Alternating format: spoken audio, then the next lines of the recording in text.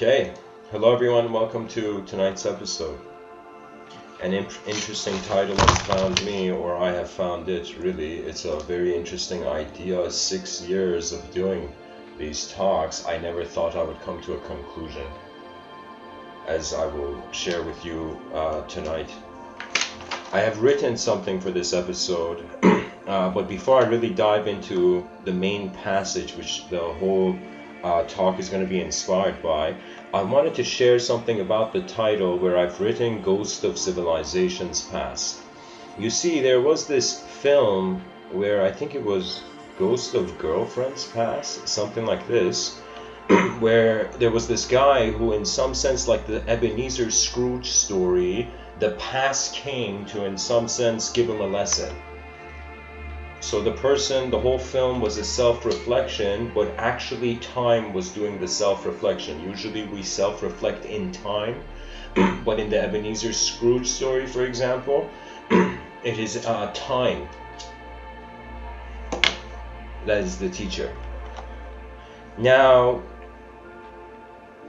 I also have to share that in 2020, and even before this, right now, currently, many people on the planet, and especially people who are inclined towards futuristic vision, I will say that it's called the simulation hypothesis. And how there are people who feel we're in a simulation, going along this stream of thought that when we look at, for example, video games years ago, they were totally off from reality, and the more we have gone through time, the more the technology has been attempting to match the reality. The technology is becoming more and more indistinguishable from reality, where in the future there may be people walking in the street and you may have conversations with them and then realize they are immaculate and like incredible AI. They are androids or they're clones or whatnot, right? The area is... there's many ways to think about this. So there's some people who feel we're in a simulation, and the ancient way of saying this is that people back in the day, when they felt life was a simulation, they treated it as a dream. So what was back in the day acknowledged as a dream now has become a simulation. So these are important ideas, just to say that in the future technology is going to become indistinguishable from reality, therefore we may be able to simulate reality. Now, that's for the context, just to make people keep that in mind. Now I'm going to read for you what I wrote, and I've decided to implement a new technique where I'm going to write certain things about the talk, and then from that passage extract the talk. There's many ways I have attempted to speak.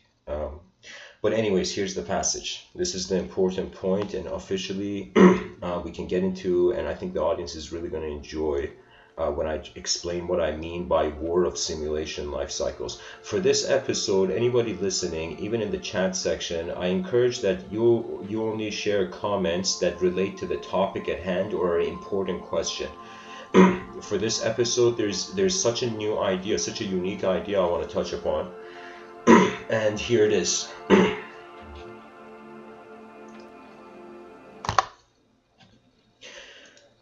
So this is what I wrote, and this is the main passage for this episode.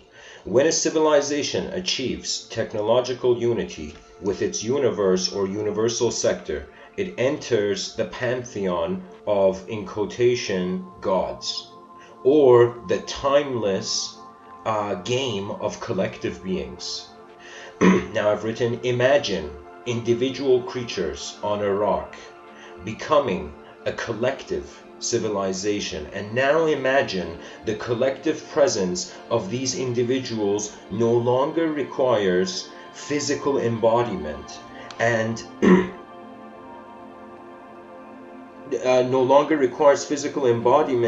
emerges as a collecto singular. This is a word I just put together. As a collecto singular soul of space. I've coined another term here. I've called it Godular space. Godular.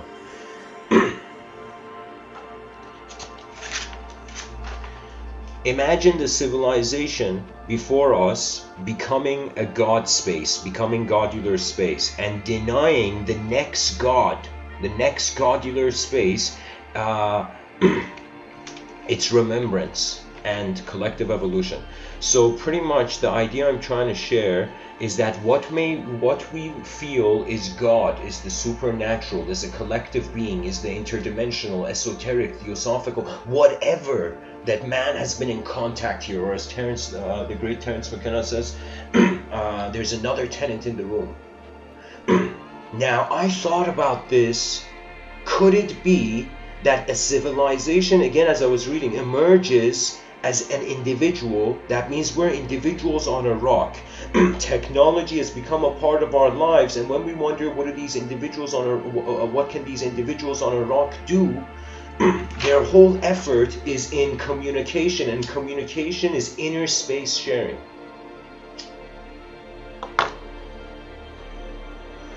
Communication unites the mind, or minds. So, I'll say it, let me start from our species. Let's say right now, all of us, we work together, we became unified, and through technology in the future, we access collective mindhood. Now, we access collective mindhood, and we as a species, as a rare species, achieve a state of conscious worldhood, where we no longer require individual bodies. So I was thinking of, we have this notion in metaphysics and mysticism where the soul, the awareness and remembrance of what it is, the unknown presence of the being, call it soul, call it whatever you like, transcends form. So if we know that there is a presence of an intelligence that transcends form, and if we were to fathom not just like, oh man, that individual soul went to the higher dimensions, instead of that angle, I was thinking, what if the soul of the humanity, the species, transcended? What if there came a recognition and an ability of a collective presence that renders individuality obsolete? And then I thought about this, wait a minute, so we're starting as, like, you know how Drake says in one of his songs, started from the bottom, now we're here. It's like we started as an individual object, now we are the collective subject and beyond. You know, now we are here. So I thought about, I can't tell you how many times in this life, ever since I noticed there's individual creatures, my attention has been trying to see if there's collective. And theoretically, it is true. It is, to me, I'm like, okay, this universe led to individual movements. Why wouldn't it lead to intelligent collective movements? That means I'm one of those strange people, I'll say to you very boldly, that I feel space is alive. I feel that space has become matter, and matter becomes space. And this technological unity means through technology and natural inseparability and evolution, an evolutionary return to nature is realized.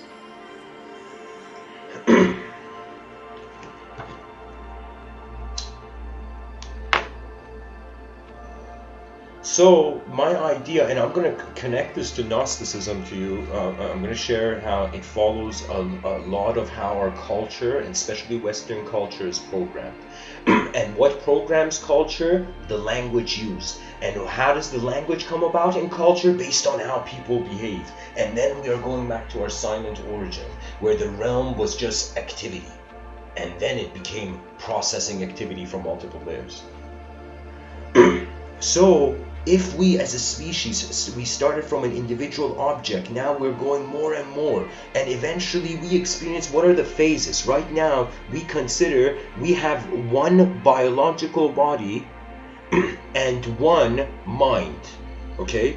And we treat for now the mind as biological, as natural. Why? Because there isn't technological intervention. Now, there could be an argument made that language is a technology, and that technology intervened with the natural path of the development of the psyche of an animal, of a creature, right? Something woke us up to dimensions that no other species on this earth has woken up yet. And when I say on this earth, I mean currently that we know of, there isn't any more intelligent beings than human beings.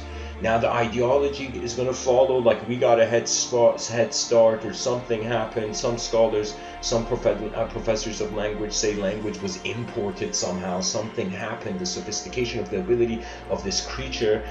Even though there's two routes, on pretty much all of knowledge is between the known object and the unknown subject. All of knowledge. And philosophers, their purpose in this life really is to keep the unknown subject alive. That means the known object is trying to make everything a known object, and the unknown subject is trying to make everything an unknown subject. And when these two forces are not 50-50, the world goes out of balance. Therefore, interdimensional interference occurs.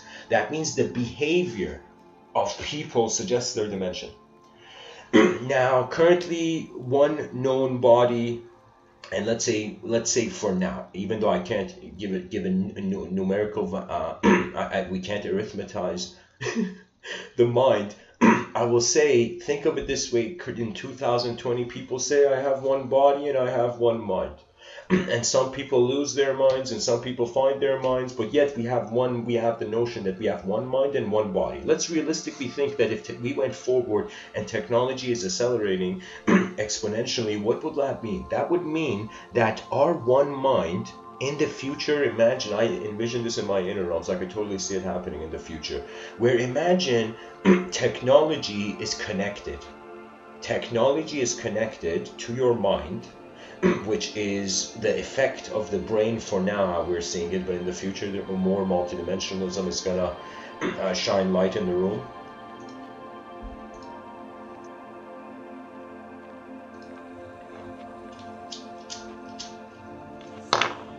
So in the future, you could see yourself as a person, and let's say you go into, you are, let's say you wake up, and this has come, okay. In the future, you wake up, and when you wake up, you get out of bed, you brush your teeth, you wash your face, and you get ready for breakfast. When you sit at the breakfast table, you, let's say, put on this special hat or something, and you press a button, and 7 bodies animate. That means while you're in the bed, let's say even earlier, the moment you wake up, you press a button, and while you're brushing your teeth, there's an android connected to your mind.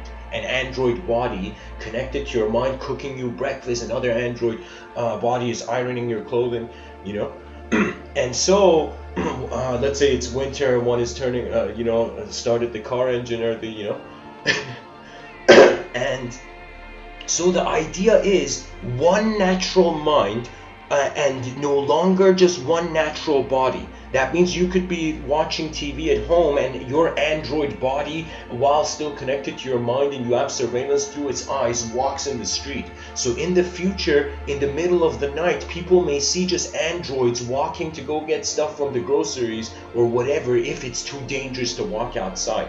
And nobody can touch that android because it has a property. Somebody owns that android. So in the future, let's say android laws come in, they would make it so significant that the android is the body of the person, so it cannot be disturbed. So if somebody destroys an android walking in the future, that's equivalent to a punishment, let's say, as intense science fictionally, to hurting the body of someone, not destroying someone, but hurting their body. So I'm saying right now we have one natural mind, one natural body, and then we're going to have one natural mind, multiple unnatural bodies. If we create a clone and somehow our brains are in sync with the clone, that would be considered a natural body. Not 100%, but it would be considered a naturalized body. Let's say. So what I'm trying to say is, in the future, one mind could be moving multiple bodies, and you could be just biologically positioned in one room, but your mind is seeing through the eyes of 7 other androids simultaneously doing things. I even envision this like a business CEO in the future, just drinking tea. And when this, I thought of it, what if like cyberspace technology could be passed down through liquid somehow? So the person drinks tea, and suddenly as the person drinks tea, they are seeing everything that's going on in their company of their own android self. So in the future, literally people are going to be one-man armies of android tech. gets out there, you know, becomes more real. Now, what's the point of me saying this? This is a step towards the shift from one natural mind, one natural body, to one natural mind, unnatural bodies. And then it reaches a point where it's going to become multiple minds. And at that point, you don't need bodies anymore. It's like in the future, when you connect your mind to, let's say, a global mind server, you can experience through the life of everyone. So right now, for example, I'm live streaming my voice. Now imagine in the future, you'd be able to get a live stream of my direct experience as I'm giving this talk. Like, you imagine in the future, you can see, you may be somewhere else in the world, but the live stream and collective, let's say, cyberspace server, that whatever that's going to be, whatever that's going to look like in the future.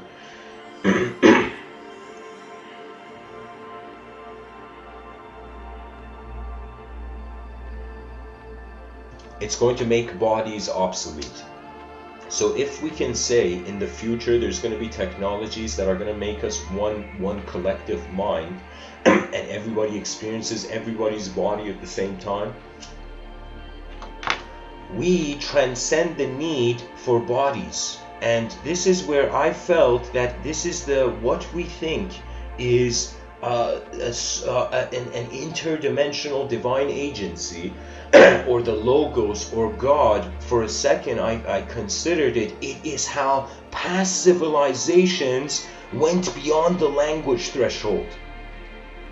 They went beyond individualism and worldhood. And when they went beyond worldhood, they exist as the presence, as if the spirit of the nation is actually the ending of the nation. You know, we think the spirit is just what is present. It is what we arrive at.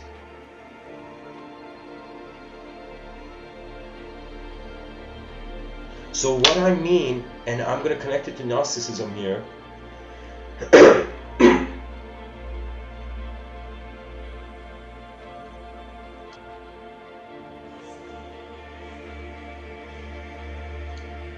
I'm pretty much saying, in the past, that civilizations before us, they achieved a level of collectivity where they now exist as a sort of soul, as a soul of space. Think of it as a collective soul. That means right now people are like, yo, you got a soul, I got a soul, that person's got a soul. It's like Oprah Winfrey giving cars to people.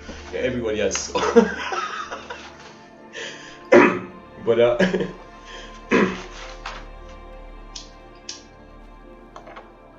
but the idea is that the soul, or transcended collective mind of past civilizations, is interfering with our civilization. So the souls of our civilizations are at war, and or you could say the simulated momentum of these, the simulated intelligent momentum of these civilizations.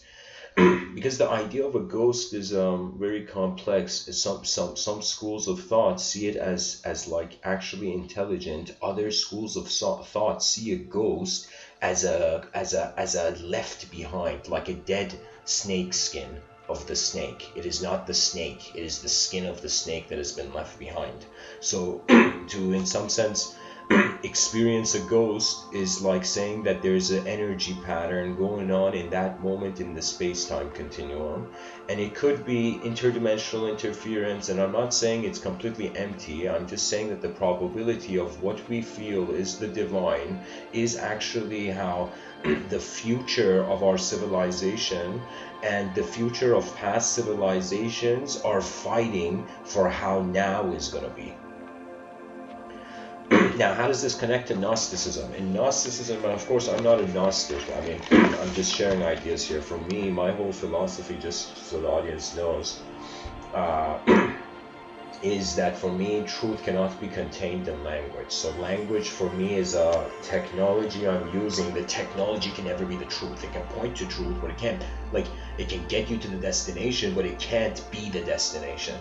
And this is why, for me, for example, those people who forget the idea that religion, for example, or the holy books of religions, they are messages. And so imagine somebody sends you a text message and says, meet me here, okay? And you, instead of going to go meet them and actually reading the text message, you are actually listening to the text message, responding to the text message and be like, I'll be right there. Instead, you are looking at that text message and not doing something. So for me, there are so many people worshiping the message of religions but not getting the message.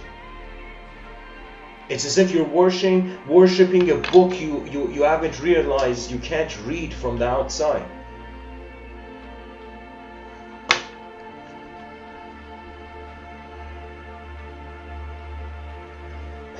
So, imagine the ancestor of the spirit of our civilization not being able to, let's say, goes even to a timeless domain. What did I write here? When a civilization achieves technological unity with its universe or universal sector, it enters the pantheon of the gods. That pantheon of the gods means creatures in time can die. They have that hilarious privilege. But creatures beyond time, their responsibility is vast. So we are responsible for our temporary life right now. Now imagine you being responsible for all the temporary movements in a universal sector. Imagine your eyes became the universe for a moment. There is no one to fear. Death has died to the life that could not change. This technological unity, it's weird. I don't know why. Sometimes I feel there is interference from different dimensions where the geometry of reality is completely off. You know, like for example, you look at animals, okay, and they're very different, but they have major things in common: an intelligence to respond and limbs. They have embodiment, right? Now, when you look at the body, like this is the biggest shock. This is one of those things that made me feel like life is really a simulation. I started to notice the geometry in the human body connects and relates to different things in nature. This may sound strange, but I think it was like I could be totally getting this wrong, but it was like your liver looks like a bean. Your brain, like if you see how they cut a brain and you go see an almond, or what's the term, hazelnut, you cut that nut, you're gonna see similarities. It's as if the geometry that the gene is displaying seems to be what it has grabbed, right? And what we think is self-replication, maybe to us, from a macro view, to the gene itself is just storage. That's it. That means all of life is a storage of experiences and correlations and connecting of the dots of the different sequences that we have existed in the space-time continuum. Now, its connection to Gnosticism is that there's some ideas in Gnosticism interesting to know. And Gnosticism, I can personally say I consider it as, for example, in Islam we have Sufism, and that is more closer to a spiritual, let's say spiritual or mystical denomination of Islam, the religion of Islam. Then we have in Christianity a more mystical denomination, the Gnostics. But the Gnostic narrative and the Sufi narrative are very different, because one path is seeking union, the other path feels that the union the other paths are taking is wrong. So what that means is the Abrahamic story, I would say the religious narrative has been double-edged. In history at some point it became double-edged, in the sense that some people saw it that God was the good guy, and some people saw it God was the bad guy. God doesn't want to share its knowledge with man. God created man and then didn't forgive him and pushed him down, right? And these both narratives are hilarious because they're two sides of the same coin. You know, and the biggest clue is that there is inconceivable, unknown, spontaneously, instantaneously inspired intelligence here.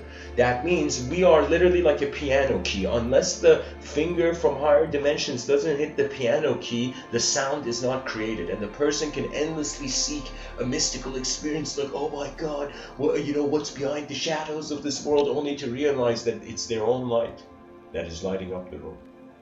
I'm telling you, that is one of the coolest things about mysticism. It not only makes you accept yourself, whatever way you are, however where you are, because the universal picture is way bigger than you. You know, so humility is required even for oneself. You know, this is how I keep my ego in check. You know.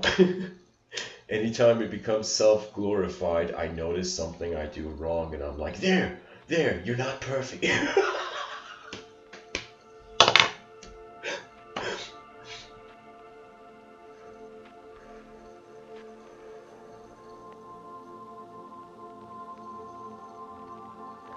In the Gnostical narrative, or let's say worldview, there is the idea of the archons, there is the idea of the demiurge,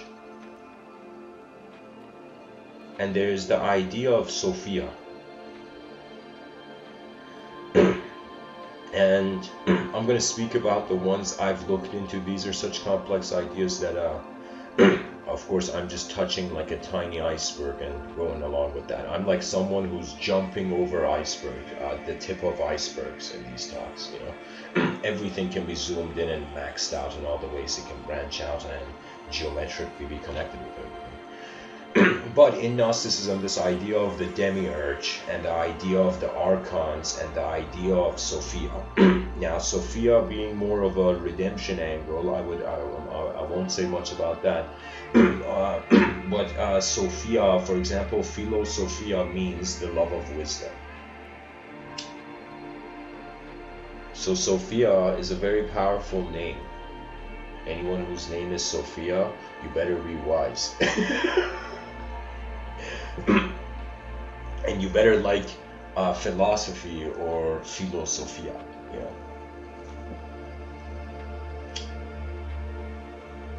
The idea of the demiurge, the idea of the archons are this notion of higher dimensional beings, and the demiurge is listening,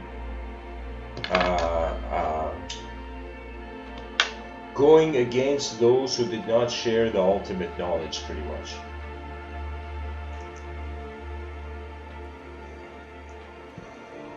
You see, there has been moments in my life where at first wondering about miracles and stuff, that becomes interesting. After you see a couple miracles, your life has a different flow.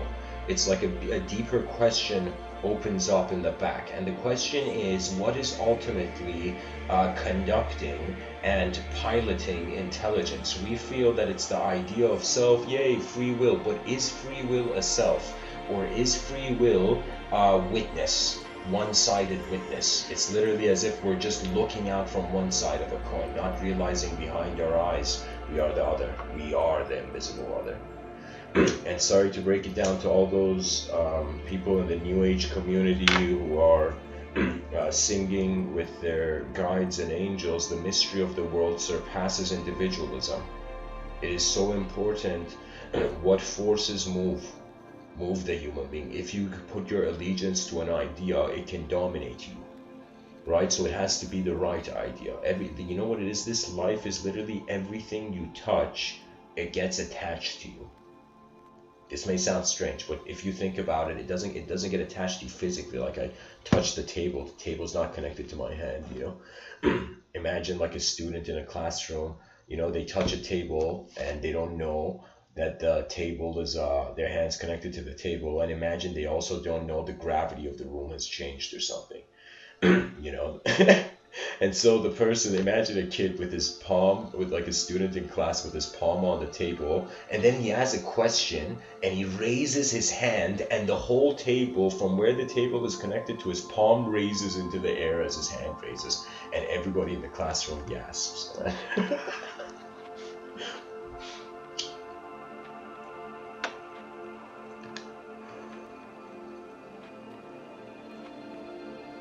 So the demiurge, which is God that did not want to share knowledge, could be, at least in the view I'm trying to, in the picture I'm trying to paint now, which is the whole point of this talk, is that the demiurge is actually the civilization before us, but the soul of that civilization. Let's say the collectivity. That means civilizations start as drops, they become rivers, then they become oceans. And the ocean is non-physical, the drop is purely physical.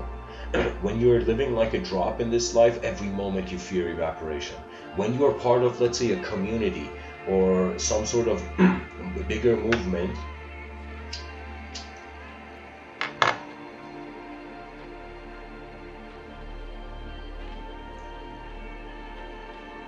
it's as if that's collective living. That's honestly our species' greatest strategy, to try to make intelligence a river, and to realize that even though we're born alone and we die alone, but in the middle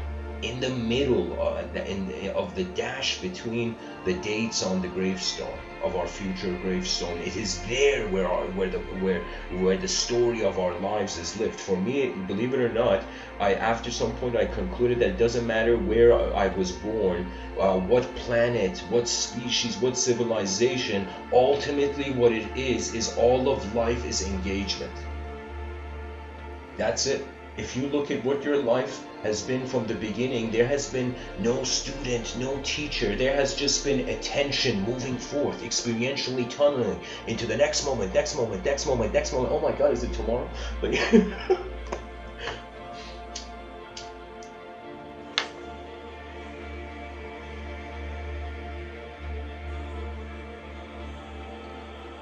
you're going so fast, you're wondering if tomorrow passed you.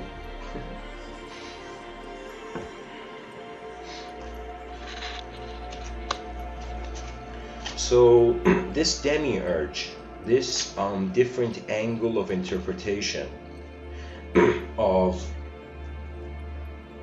God exiling man through ignorance of himself, and then man being exiled from God because of his ignorance.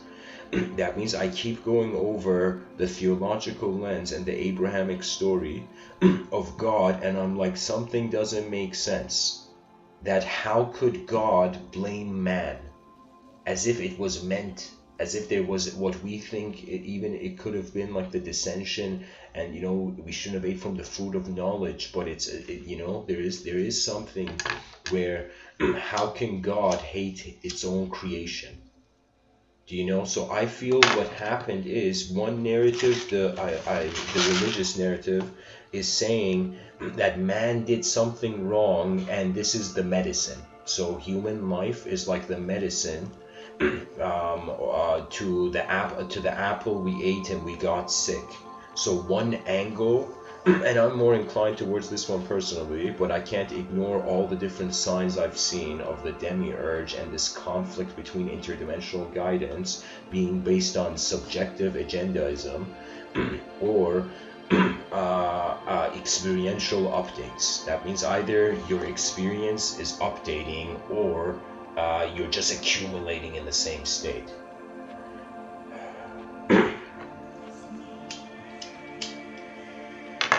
So I'm saying that if our current civilization is, let's say, visited by the ghost of past civilizations that collectivize, whether through technological unity and transcendence or biological transcendence, either we're going to biologically enter nothing or technologically enter nothing.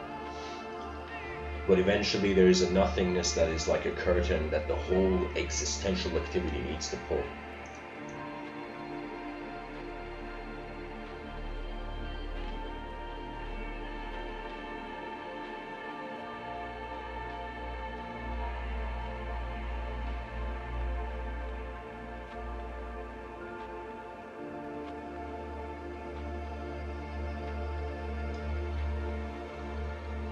So if our civilization is being haunted by past civilization, or the spirit or the collectivized spirit of past civilizations. And then it goes into this sort of pantheon of gods where timeless beings are fighting over who gets to move the universe.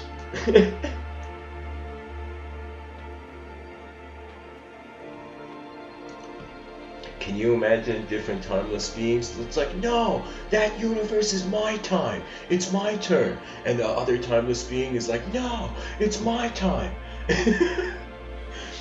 And then a voice comes from the void. What are you two eternal fools doing?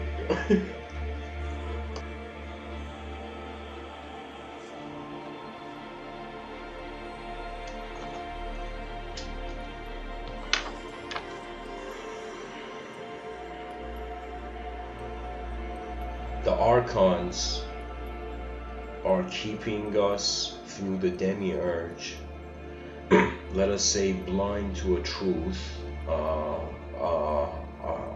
our nature. Now,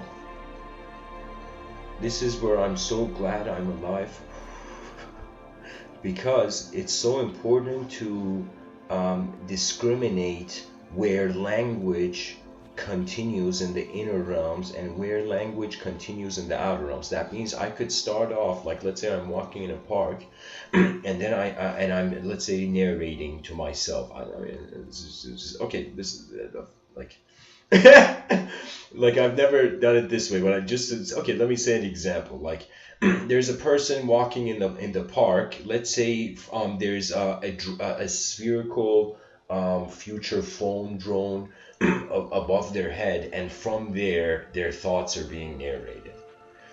That's a spherical drone hovering beside the shoulder of the person, above the shoulder of the person. Let's say it records the brain waves and whatnot.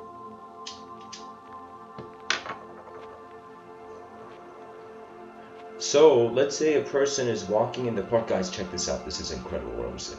So let's say a person is walking in the park, and that person is thinking to himself, I am walking the park. So when the same time he's moving, the same time language in the inner realms is being narrated simultaneously, imagine. Right? So now imagine it gets to a point where the person's like, I'm walking in a park, and they actually are, but then they're like, I'm walking on a park on clouds. A park in the sky on clouds. Okay? And this is where they are still walking in a park. That part's real, but now the context has become unreal. For in the inner realms, it's real. In the outer realms, it is unreal. That means, have we noticed that what we have been judging as imagination is what we use to come up with reality? That means this is perhaps the hardest thing for an militant atheist to hear. All psychology is woo-woo, and an hallucination of elemental activity.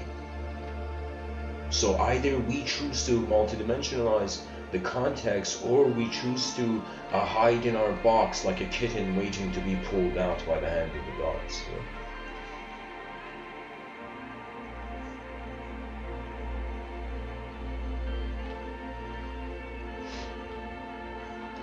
The crossroad of where a narrative that accurately is in sync with the outer realms. There is sometimes you see it in movies. You see it, for example, like in the movie Gladiator, when he goes and he sees, he gets to his family, and he escapes like execution, and he goes to his family and he sees his wife and child. This was a deleted scene, I don't know if this was, people saw this, but there's a scene where in Gladiator he goes and he sees like the burnt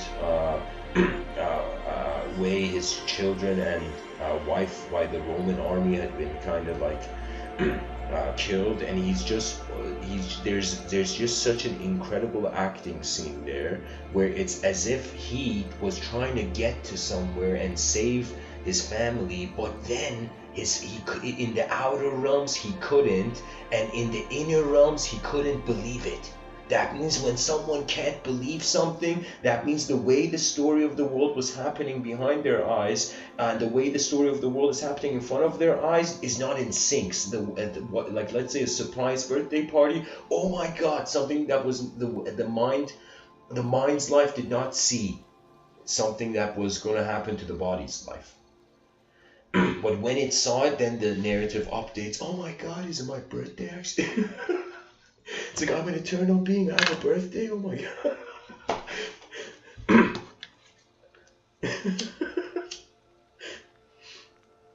Technically, if we're an eternal being, I mean, if there's the idea of an eternal being, we have to celebrate every day as our birthday, no?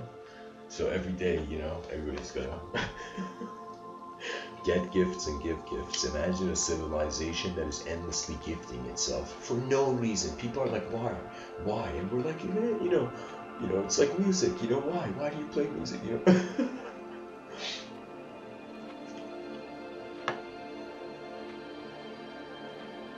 So whether we consider, let me go back to the topic. The soul. The spirit, the collectivized future timeless spirit of past civilization and this present civilization, and even the future civilization, because there is this idea that Brahman, Shiva, and Vishnu, which they represent three ways, three dimensions. We tend to localize it, compared as if something is born, something is maintained, and something dies, right? But you could see it as there's a dimension where things are endlessly created, there's a dimension where things are endlessly maintained, and there's a dimension where things endlessly are destroyed. Right now, you can imagine these are three gods. Brahman, Vishnu, and Shiva. This is something where I'm adding it here. And this is where these three gods, imagine they are standing in front of this hologram earth. That means it's the attention of three universal dimensions that is keeping the whole intelligence. That means we feel perhaps there is one earth, but imagine there were three earths. Like red, green, blue. Three dimensions, earth in three dimensions, and earth endlessly being created, and earth endlessly being destroyed, and earth endlessly being maintained, and we are piloting as attributeless space localizers.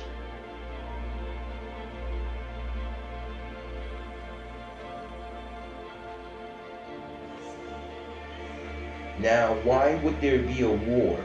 Now, why would these three gods, let's say Brahman is the spirit of civilizations past, Vishnu is the spirit of civilization present, and in the future, after we go extinct and we go beyond the language threshold, that's civilization.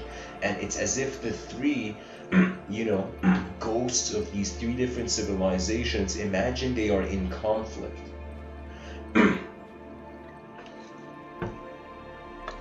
As if the past, and you know what I think it could be? This is a very strange idea to share, but it could be that evolution, as the poet Rumi, for example, says, I died as a mineral, I became a plant, I died as a plant and I rose to animal, I died as an animal and I was man.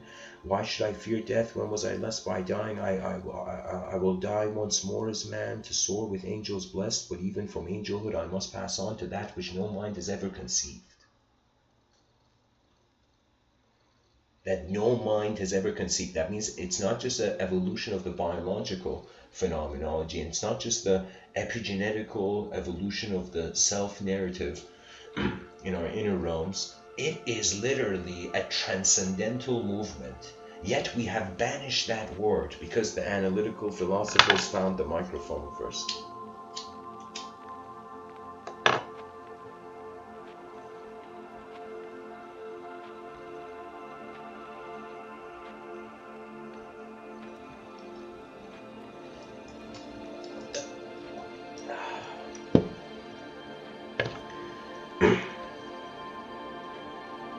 So,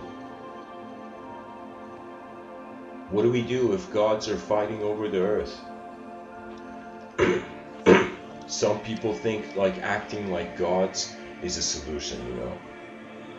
You know what acting like gods is? It's like the gods in the higher dimensions are fighting for a second. They're like, oh my god, look at these pipsqueaks trying to act like us. And then they continue their fight.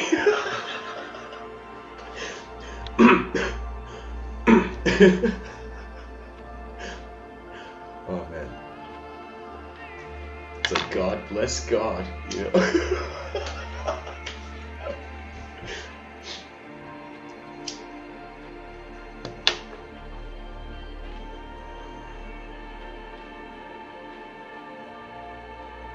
You know, a person can say a universe created me, and a person can say a personified universe created me.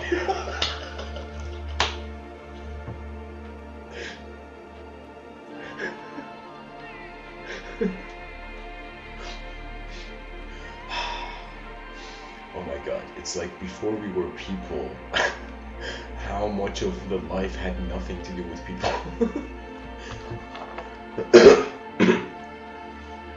So, let's say the spirit of the past is in the room. The spirit of the present civilization is in the room, and the spirit of future civilization in the room is in the room. That means these three gods are fighting over us, you know. Yeah, that means that's a strange idea, right? In a world, in a universe so lonely and so vast, the yogis fathom this. And even this notion of we have this in different traditions. We have the gods and the titans in Greek mythology. The same pattern, its parallel in Vedic thought, is the devas and the asuras. And in Zoroastrian thought, the same is Ahura is the god, and Ahriman is the demiurge. Let's say they perceive. I don't know if it could be the other way. But the main idea is Ahura is like the good force, is like the Greek gods, and Ahriman is like the Titan level of things, right? Now, what do we know about these archetypes? We know the archetype of God, inconceivable, okay, but personalized. That means no human being could know what it's like being a god. So even if we saw it, how could we know what it was like, right? So the notion of the god surpasses time and space. So I want you to think of a god as an entity that is beyond time and beyond space, okay? Or beyond space time. Let's say moving faster than light, so you can't see it. Let's say they're entities that have mastered, like, you know, for us a walk in a park, you know, for them a walk in a park is like, you know, I don't know, like million apocalypses in an instant or something. But I'm saying, like, this importance of the god as being something, a timeless intelligence, and the Titan being a shape-bound. So one is an entity, let's say the greatest entities in space and time were now as a sort of war with the gods, okay, with timeless beings. So imagine creatures in time and space fighting beings that are timeless. How? This is where it gets interesting. I think how is that there was a critical location. There was a location or a dimension that the Titan and the god had access to. Both. And this position couldn't have been let go. You know, there's, I think of it as something in that angle. Anyways, let me bring it closer to this talk.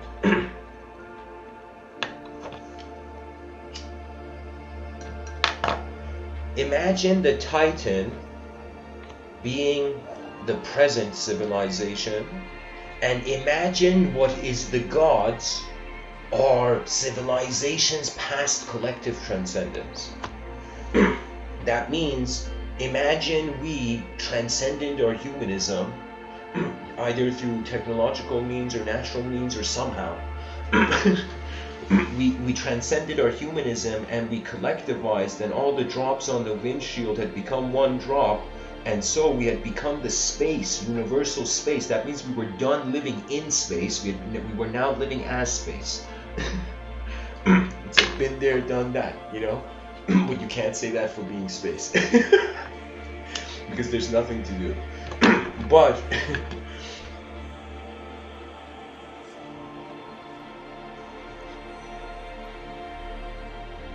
it's as if the war of the Titans and the gods was the war of the spirit of, maybe the spirit of past civilizations fighting for reincarnation while the spirit of our civilization is in the room. I don't know. This is very abstract. Of course, these are all in the domain of mystical ideas, where you can say anything that goes beyond 50, let's say normality is 50% unknown, 50% known. 50% we know some things and 50% we don't know. Let's say if there was someone who suddenly knew everything, that person would be like, we'd be like, oh my god, is that an alien? Like right now, imagine somebody who 100%, let's say, didn't know anything. Now usually society treats that state of mind as a fool, but that state of mind is getting close to the renunciate's revelation, that it's not outer realm renunciation, it's inner realm detachment from events that your energy served, and now you move on, you move beyond. That means life is not all just about an emotional gratification of how objects and subjects were synced in one moment. It's like, great, you know, you had a nice moment. So much of it is dynamism, and we have been conditioned to think about life as in snapshots and photos, but it is a film, and it is a film going at a speed where if we were to go at that speed, we would stop being individuals.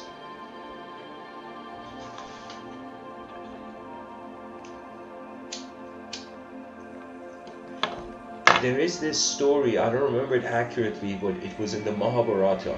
The Mahabharata is a Vedic text where gods and man have so many different relationships. Like there were gods that came and had children with princesses or something.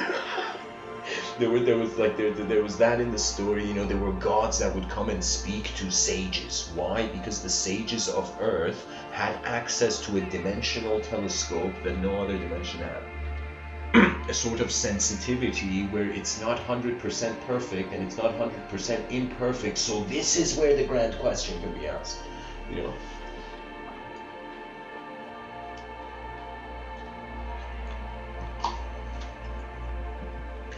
There was this story where in the Mahabharata where Indra comes down, and there was this human being, I think it was a warrior or it was some, I don't remember the archetype exactly, but there was this human being that was very humble, very sincere, to a point that gods were watching him and learning from him, right? And Indra, the king of the gods, gets jealous. And he comes and I don't know what he does something which has a karmic effect for the gods. That means when gods interfere with the domain of karma, that karma stains them. That means an eternal being can't be in the temporary for too long. Because then the idea of eternity makes no sense. It's as if it's kind of like a room that when you come in, you know what it is? Let me tell you what it is. It's like we've entered a room, but when we look at this room, it's like the Matrix scene where Neo went through the door, that French guy in Matrix 2. That French guy, like, I don't know, he goes through a door, Neo opens that door, and it's like the middle. It's the middle of like the sky or somewhere. Sorry, it's in the mountains in the Alps. Right? It's a completely different location than the room he was in. So as if some buildings you enter, they don't have walls, they have edge of worlds though, and that's what makes them confusing to step out, let's say.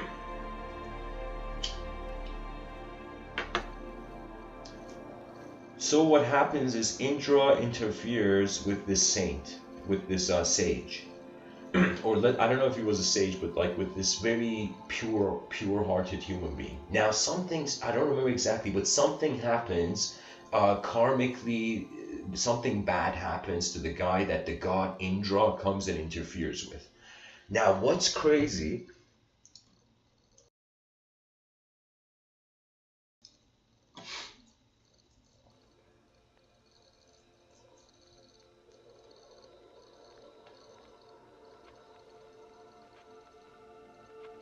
What's crazy is that the guy's children, that Indra came and interfered with that guy's karma, that guy's child storms into heaven and takes Indra Loka from Indra.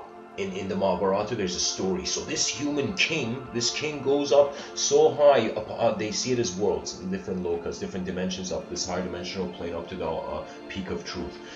So this king, the grandson, I believe it was the grandson of the guy that Indra came and dabbled with his karma. And so what happens is the guy goes back and he takes, the grandson of the guy goes and takes Indra Loka from Indra, and Indra is pushed back and Indra goes to Vishnu.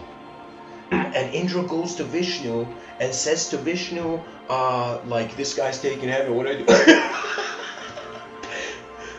Can you imagine like heaven having somebody like managing it, and then that person's like, I don't know what to say. You know, it's like the ants came in the house, you know. So what happens is Indra goes and Indra gets a life lesson. So in Mahabharata, you're even seeing the lesson God's learning from the universe. You know, God archetypes, let's say.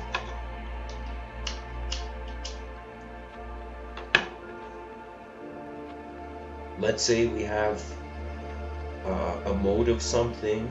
Let's call it modular. So a mode of God is Godular.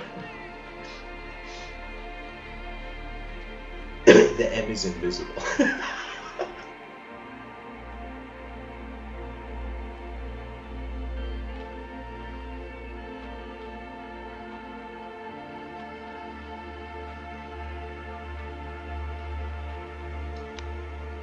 Anyways, so Indra goes to Vishnu, and Vishnu says, go and I'll come with you and I'll watch. And so that grandson of that guy which has come into heaven, he also has an ego. So in this life, the cool thing is, it's like, if you're at least going to judge yourself, you got to acknowledge that there's two dimensions to be a person that's judging themselves in accordance to what their eyes have seen, and judging themselves based on the potential, the sight that is in the world. So anyways, Indra goes back, knowing and learning from how realizing why this had happened, why this interdimensional breach happened was because of ignorance, because of higher realming ignorance. Not all ignorance is from below.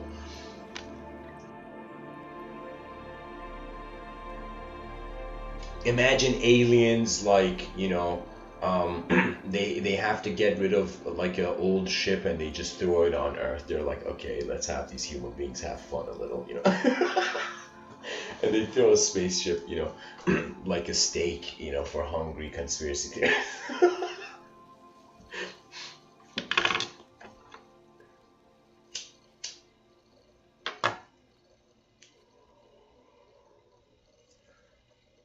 Indra goes back, and I don't remember the exact dialogue, but he tells the grandson, you have to leave, and it's as if he's understood his mistake. I don't know if he says something. Now, the grandson of that guy, that king that had come to heaven, was so conscious that he noticed Vishnu. There was a dwarf in the crowd. So this is in heaven, and there was a crowd, and among the crowd there was the small dwarf. And then I don't remember exactly what the grandson says. The grandson says something like he realizes the dwarf is Vishnu in disguise, the god Vishnu in disguise, and he says, I will give you as much as heaven based on how many steps that dwarf takes, something like that. And here the story is so next level. And guys, Rishi Vyasa wrote this back then. Like, this is an ancient, this was written on leaves and passed down, what I'm sharing. Evidently. So this is where that dwarf becomes a giant and it starts taking steps, and it's about to step on that king that has come into divine territory.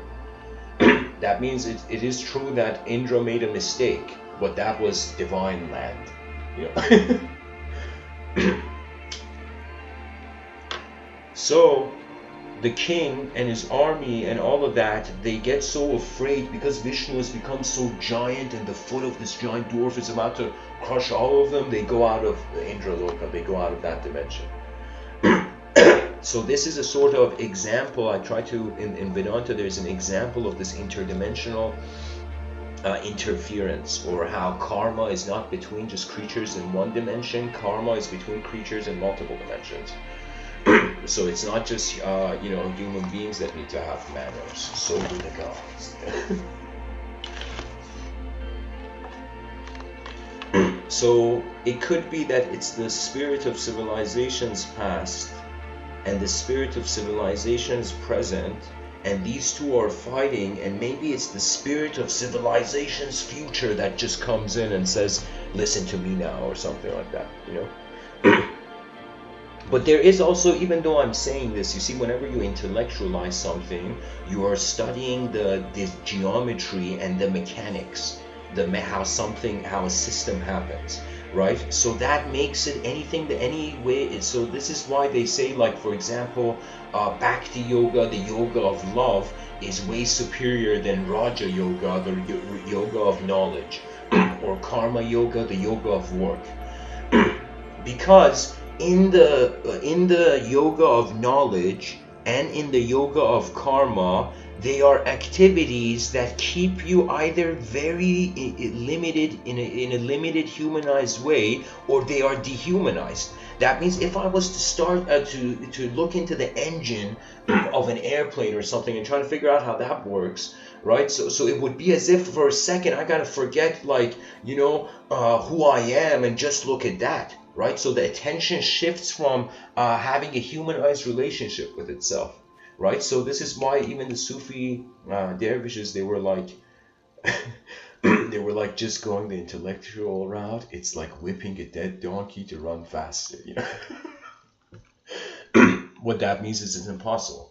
That means, though, there is this whole error in analysis, that in dividing something, you disturb the state that thing was. So think of it this way: the moment we cut the atom no longer was the same. So we never cut the atom.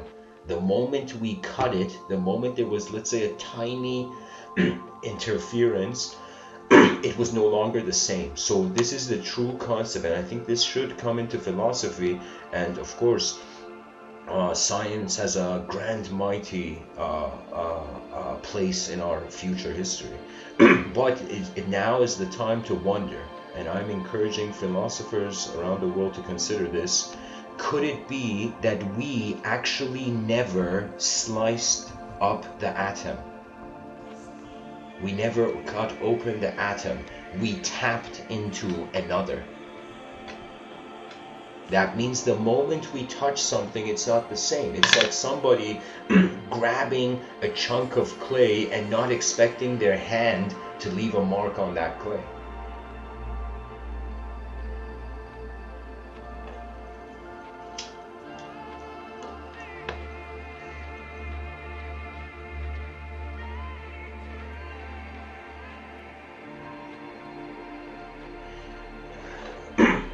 Now, this is where I would say the wisdom of the Upanishads points to how human beings can find salvation.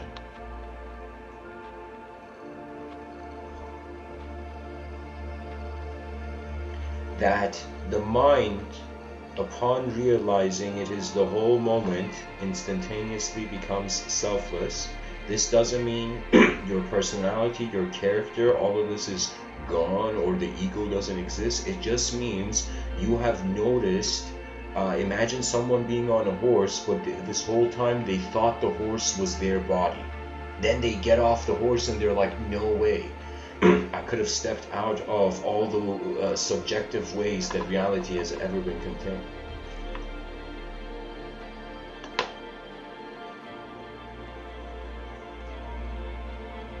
These archetypes in the collective unconscious, the Titan is one and the God is one, or the Deva and the Asuras. The activity or the purpose of God is to create, because that is the only thing we see that has been done if we entertain the Abrahamic lens, the religious lens. So God's effort is endless creation, because if it wasn't endless creation, what would be here considering God? There has to be something going forth. And when I say endless creation, a lot of religious people may be, hey man, what about the apocalypse, you know? How do we know that after the apocalypse the simulation doesn't restart? There is a saying, and this is of course debatable, but I'm just sharing the view, that in the, for example, Islamic holy book, there is a passage where it seems that the archangel Lucifer is saying to God, why create man when there has been destruction before? As if there is a certain passage that is hinting to how God had created before he had created man. But to man, there is no other creator. You see? To us, that means it's as if like we are the imagination of a hard, let's say, higher, unfathomable mind.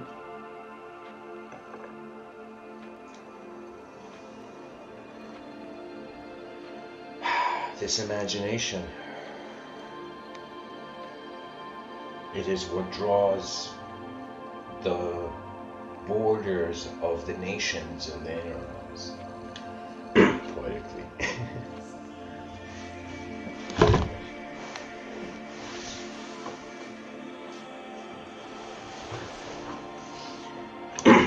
You know, and guys, even though I'm speaking about the Abrahamic narrative, you see, everything can be seen from multiple angles. Just like you can put an object on a table and walk around it, or even pick up the object and move it around in your hand, the same thing can be applied with ideas. But the way it happens is all the possible combinations of concept and context interaction and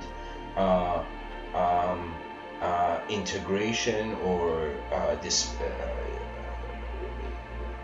dissipation. Either things are breaking, or they're joining together, or they're just being here. What have we known other than this? And there could be this whole discussion that man is creating the telescope. Man is creating the instrument he is experiencing the world through, and the body is an instrument where how we hold it, how we use it suggests intelligence. I'll tell you something incredible. I have played around with my inner realms where I have sat in moments and I'm like, is it possible for me to see an endless film? That means, let's say I want to imagine with the least amount of energy. So if you want to imagine something with the least amount of energy, first you want to do nothing and see what comes to your mind. So that is pretty much meditation, you know? When your body is still and silent, when you have no opinion on your body, then you begin noticing what else is there. And usually you either, there's some people who are as in ancient spiritual cultures, they would say evolved souls, they instantly recognize. And sometimes the evolution of the soul doesn't have to do with how evolved the soul is. It has to do, this is in accordance to certain, let's say, Sufi circles of thought. Okay, spiritual, mystical, Eastern mystical circles of thought.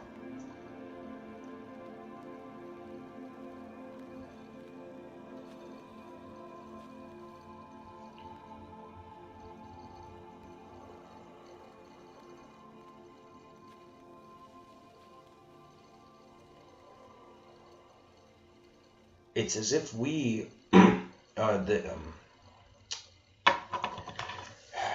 too many intersections of ideas.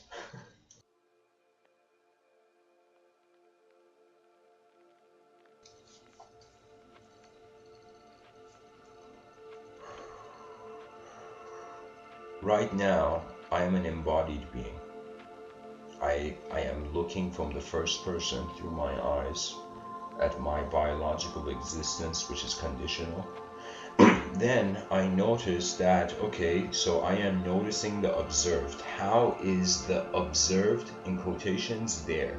When I ask myself, how is my life accessible to me, or how is it here, I notice the viewer. And who has been speaking to you has not been memory or an idea or a thought form. It has been an invisible viewer. For that is the ultimatum. That is what our body is here to make us aware of, that we are somehow, after all this physical evolution, non-physically localizing the world. That means when two people talk, if an alien was seeing this alien's like, oh my god, these people are just making sounds, how are they understanding each other? Then they realize there's a pre-agreed dictionary on what everything is.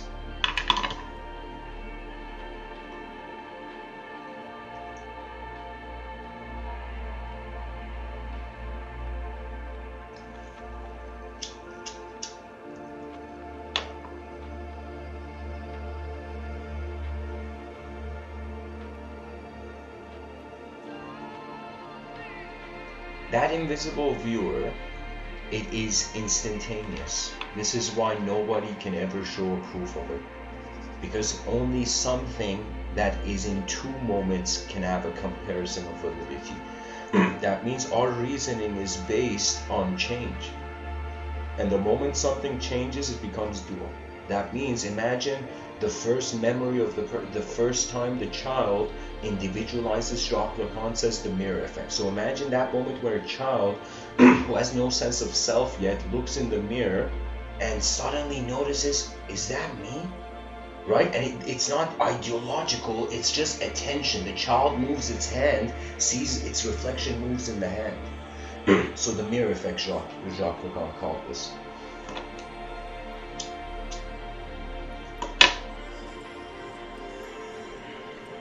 So that first moment where the child notices its reflection in the mirror,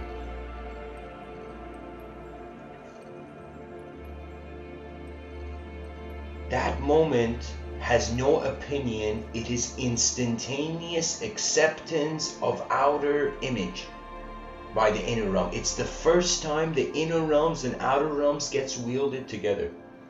And it's an incredible moment. That's really where the mind's life begins. That moment where the child can discriminate subjectively. Its reflection is it. And then it realizes later on when it grows up that it's not the reflection either. But at least at first it realizes its reflection. It is it. Oh my God. I spoke too soon. The child first in the mirror is seeing how it's its reflection, grows up and realizes it's not its reflection. We are at first like children feeling we're language. We grow up and we realize we're not language. We can't be. There's a continuity. And are we the hallucination of DNA? Like...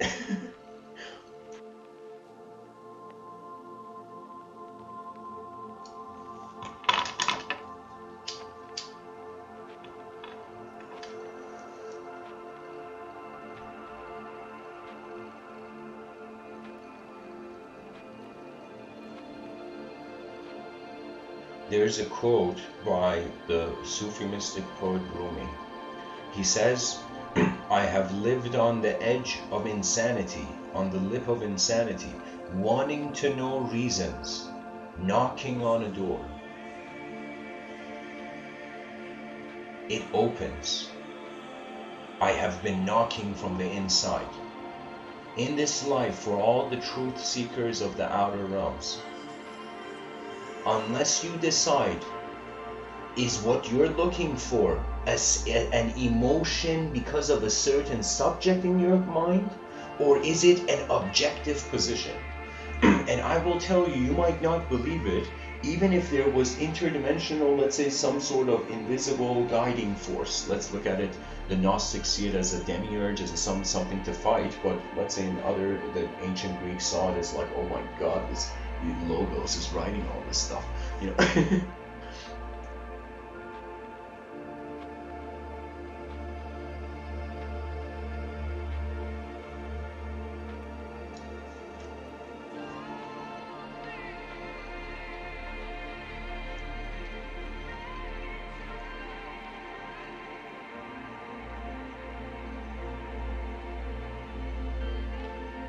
It's like the Logos looking at human beings and noticing how many people are caught in the world they see first, rather than realizing that it's unknown.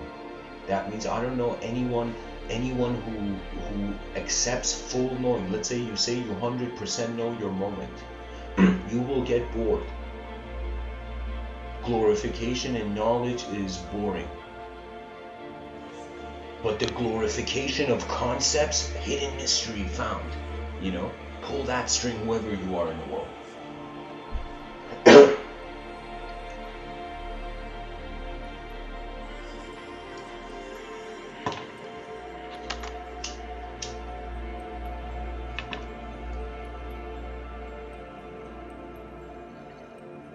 That means, could our lives be the one life of the universe?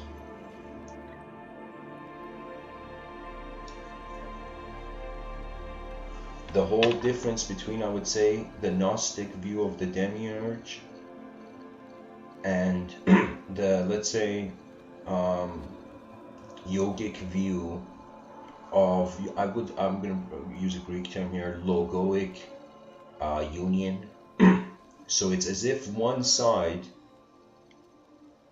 is in God's, in one view, one is seeing an invisible, transcendental, causal agency simulating. That means the Gnostics feel God is not imagining, but the yogi and the religious traditions, they feel they're in the imagination of God. There's a difference. When we're in the imagination of God, that means all this human stuff that we see are they are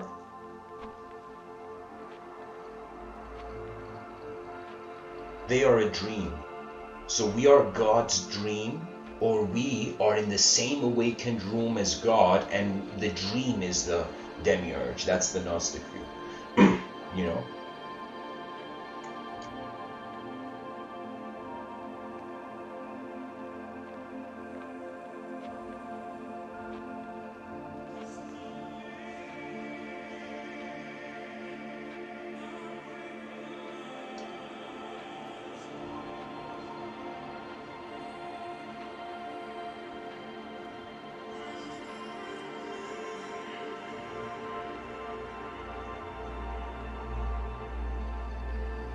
So if right now we're in God's imagination, there's nothing to worry about.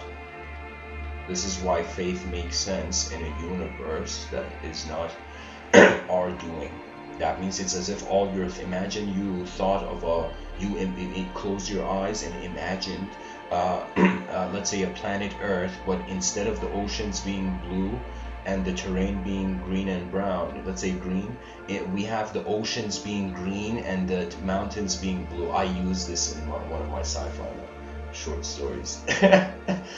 But imagine if it was the opposite, and you've closed your eyes and you're visualizing an Earth with green oceans and blue, I shouldn't say greenery, bluery,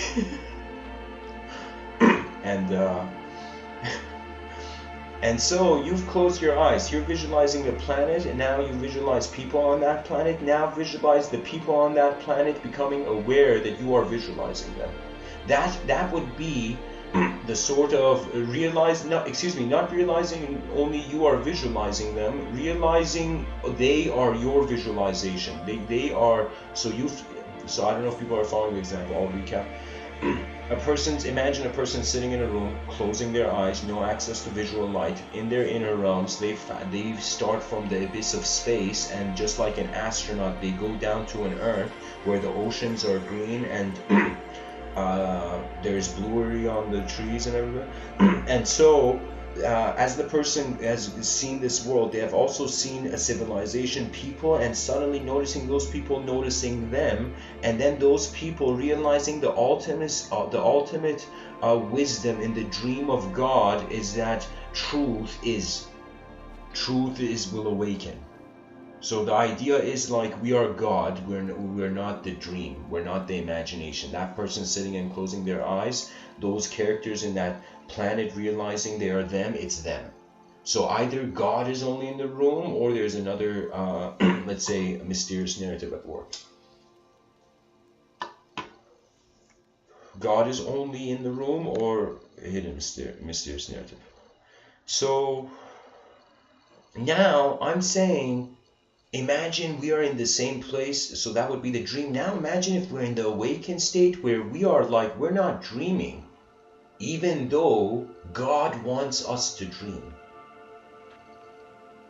So it's as if the other way, right? One way we are God's imagination, the other thing is God our imagination. And so these forces, these are algorithms. To me, all human history and ideology, and anytime I read something, especially to remember it, I make it into a geometrical shape.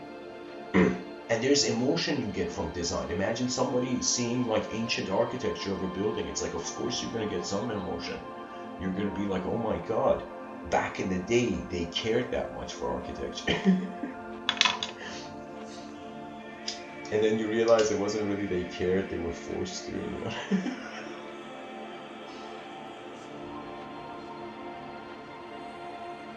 History is the game of fools. It's the game of fools trying to be wise, and wise people becoming fools. And it just endlessly goes to a point where at some point you gotta just tap out. You gotta be like, okay, enough ideological character in the story of where's the story even going. You know, I think that's why sometimes, you know, for some people who they experience pressure in the crowd, solitude is healing. For those people who experience pressure and solitude, being with the crowd is healing. And we want an advanced civilization where the word introvert and extrovert become obsolete.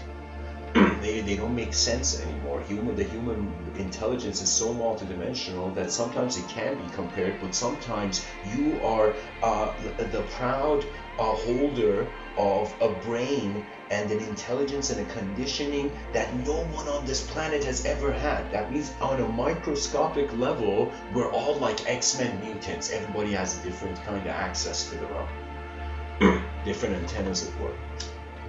And so now imagine 8 billion antennas, and they start comparing their signals, right? And that's why I'm saying right now what I'm doing, it may seem for now to be, I may be the odd one out, but I'm saying in the future this is going to be the prime strategy of having access to an archive of inner realm exploration, but collectively as a species. That means we are bees that have noticed the hive can be built in 2 dimensions or more. We are multidimensional bees, so this is a multidimensional hive. Because there's so many dimensions, you can say, of human eyes walking this earth. I wrote in one of my poems this incredible sentence. I wrote, it was the earth, I think. The earth, it's like many faces face the earth, and the earth faces many faces, something like that. I was pretty much trying to use the word face as much as possible in a sense.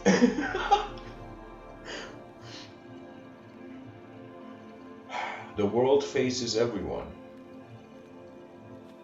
and those who are wise will understand that their mind can't just be contained by the observed dimensions. That means if the moment we are a physical observable object, then a non-physical observer subject.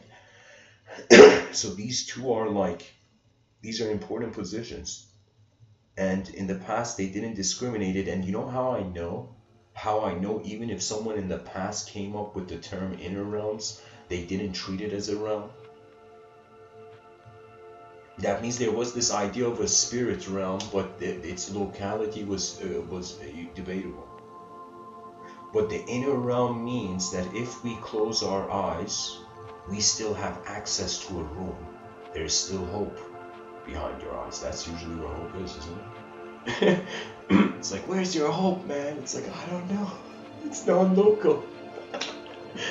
With non-local hope, we shall build, localize the most advanced civilization.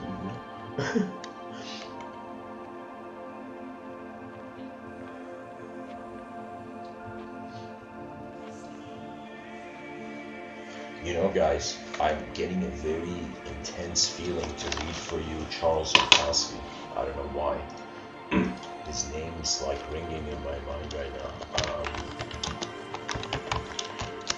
Charles Bukowski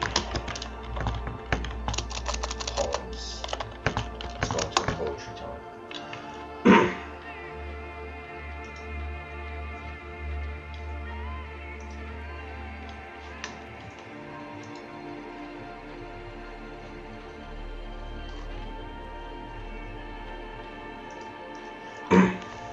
Charles Bukowski says, The Laughing Heart. The Laughing Heart, that's the name of his poem. He says, and Charles Bukowski, I don't know, many people know as a writer what he is famous for. It's for his brutal honesty of the hardships of the life he lived through. And it was as if he was in such a, let's say, they define it as the genre of low-life American realism. I remember reading that online. But the idea of it is really that, like, the whole point of it is that he was literally like this honest soul in the battlefields of cultural inefficiency. You know, I feel like that's the furnace where, you know, his poetry came out of. Anyways, Charles Bukowski says in this poem, The Laughing Heart, your life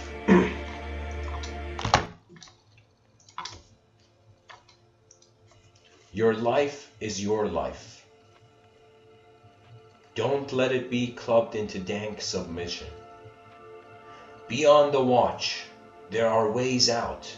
There is a light somewhere.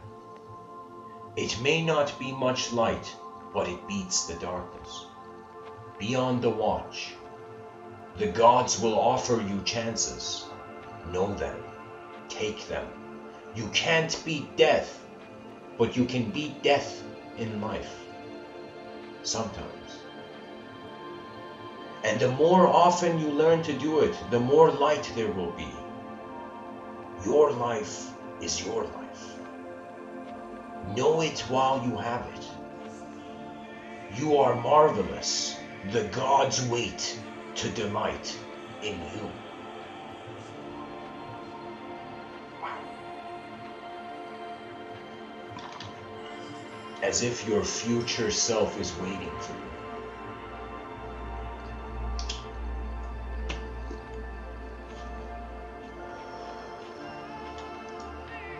Definitely gonna put this one on my Facebook, you know. This is why Facebook was made.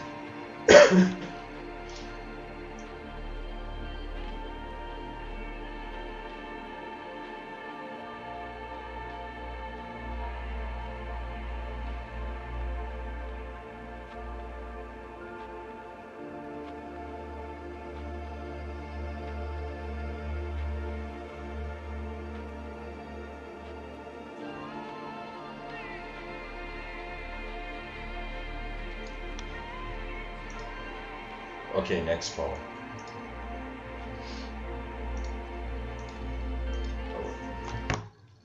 Okay.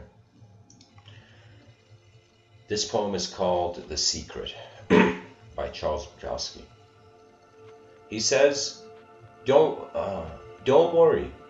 Nobody has the beautiful lady. Not really.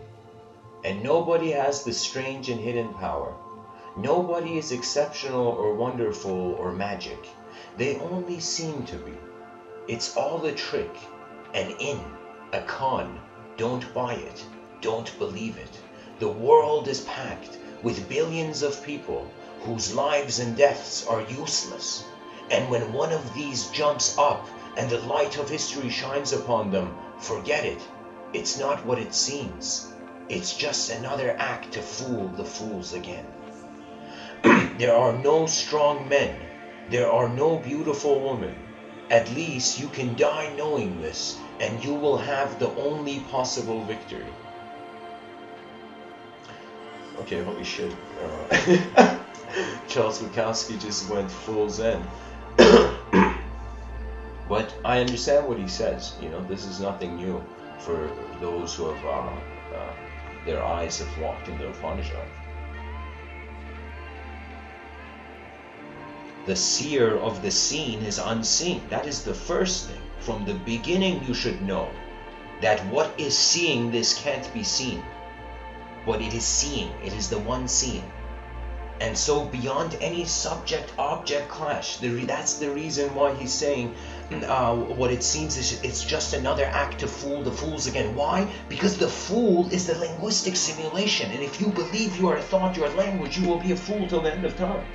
You will have a box on your head, wondering, you know, when will the Savior come, not realizing you just have to notice the box is on your head. And your own hands will be, you know, the hands of the Savior.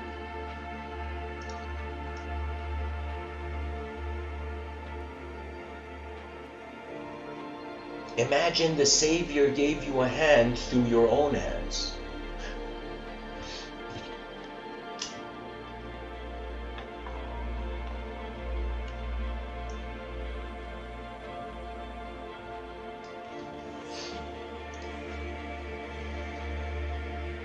And he says you can die knowing this. He says there are no strong men, there are no beautiful women. At least you can die, knowing this, and you will have the only possible victory. The victory means all our desires are mirages in a desert, if it is only to ourselves. That means even if he's saying this, what Charles Bukowski is doing is, of course, in a secular context, through the hardship of culture. Charles Bukowski, to me, he's one of those writers that his voice was shaking the cultural program. That means he's saying that the fools are culture. Same way Terence McKenna says, culture and ideology are not your friends. And a collective culture is a massive hallucination, but technically neurologists are saying the same thing when it comes to our brains being random neural activity through what we call free will administering itself. Okay, it's like there's way more than just the genetical boundaries. That means it's like sometimes we got to start from the behavior, the direct experiential behavior, then through indirect ideology try to see if there are other angles to that direct experience. Because really the value of knowledge is not filling up your house with certificate wallpaper. Can you imagine? That's probably out there, you know. The person has so many degrees, they're like, oh my god, their degrees are even on the ceiling.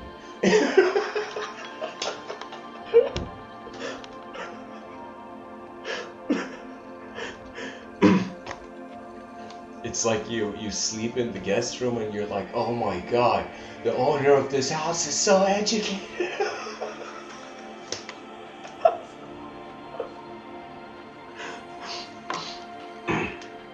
But I'm telling you, those who are aware of life, the real knowledge finds them. There's a knowledge just to be able to respond to the cultural program. Then there is a knowledge, why is my life force here? And it becomes a response. And there comes choice, because that's what sacrifice is.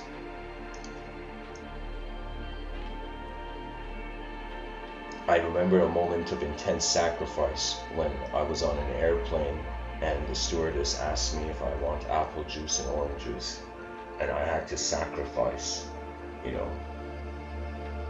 orange juice for apple juice with ice, and that was a decision.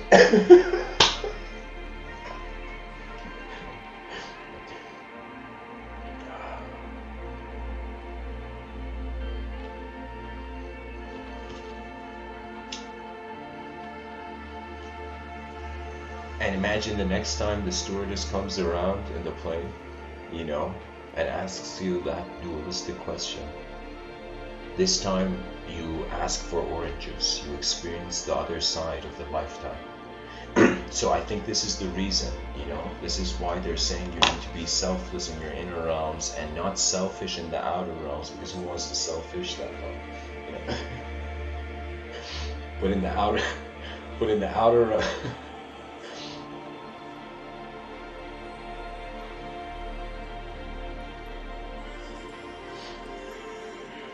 the outer realms, it's just strategy implementation, and you just get feedback and you recalibrate and you just continue to see what nature has waiting beyond the curtains of your fear.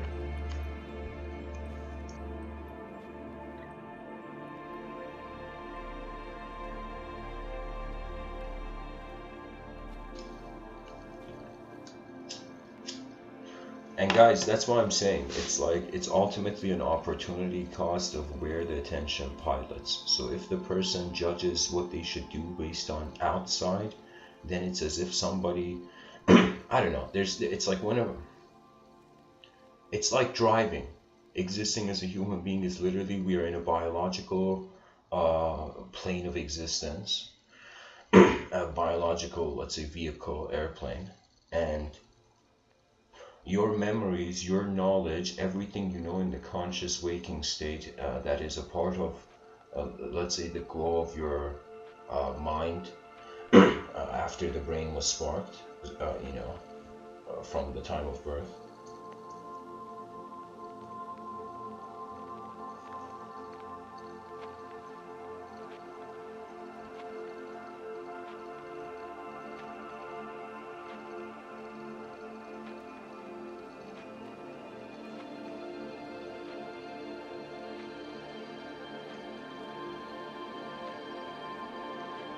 The mind's life doesn't measure.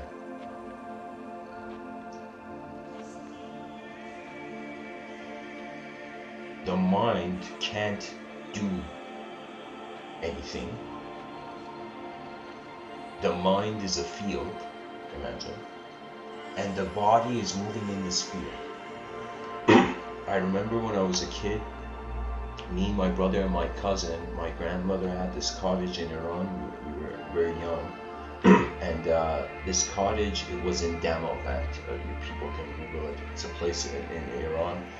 And we would go there, and there was this pool, and there was this fountain. And from this fountain on the ground, there was like this small space for a stream.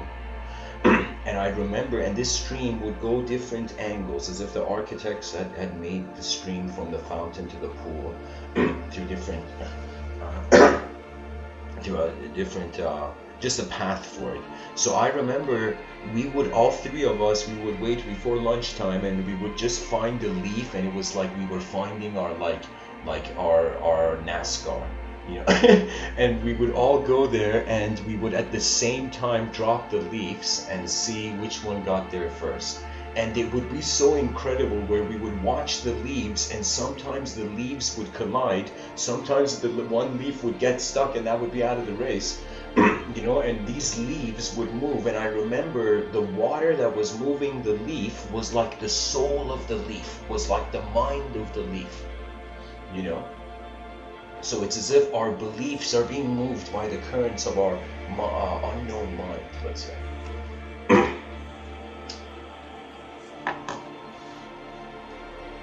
So the ghost of civilizations past could be a river, and we are drops that haven't become a river, and the more closer we're getting to becoming a river, the more we're noticing it's as if on the two dimensions have to realize they're the same. It's as if the Titans have to realize they're the imagination of gods, and the gods have to realize they are the reality of the Titans. That way the war stops. But as long as from both sides, let's say there's retaliation between timelessness being the ultimatum or time being the ultimatum, I mean, you know, it's like a human being shouldn't go fight an anthill for no reason, you know.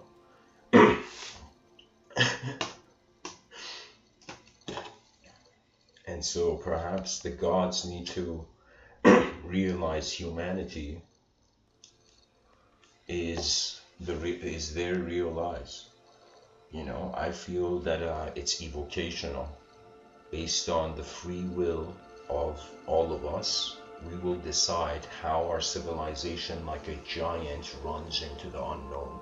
Whether it marches strongly, not fearing all the variables in life that appear and change constantly and just experience tunnel through, or in some sense we choose to just settle, because there's two different mentalities and there's two strategies really.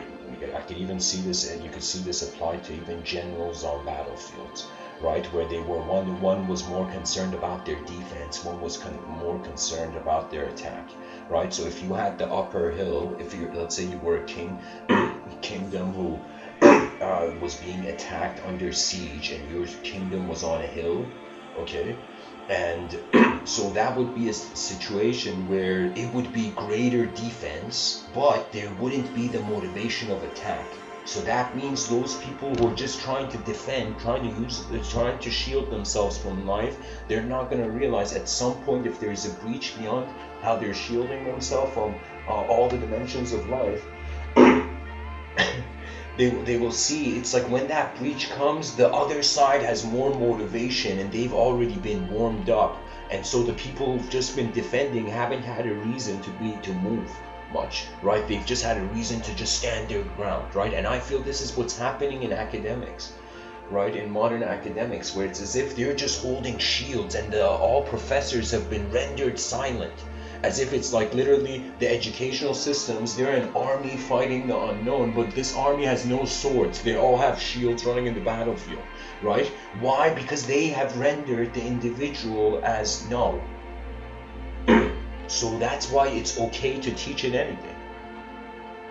That means you don't know, let me tell you, rather than seeing that we're 8 billion different designs of intelligence, how could we all fit in the same room, in the same educational system?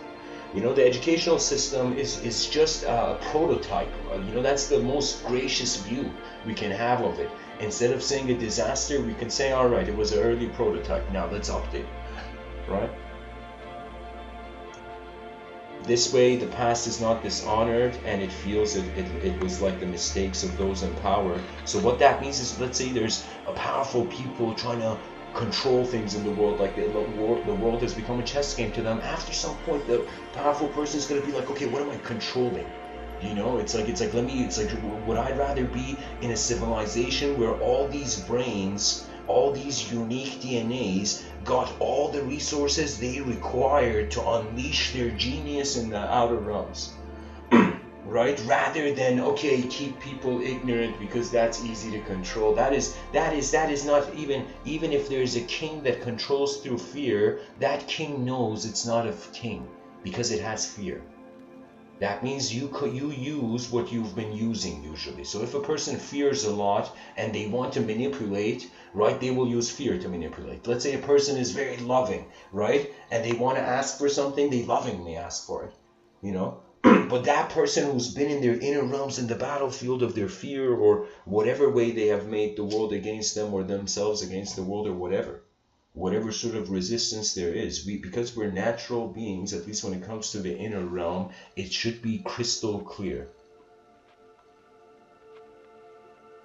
That means I would say a person is ready to lift off into their attention is ready to lift off in their inner realms when they can actually just be.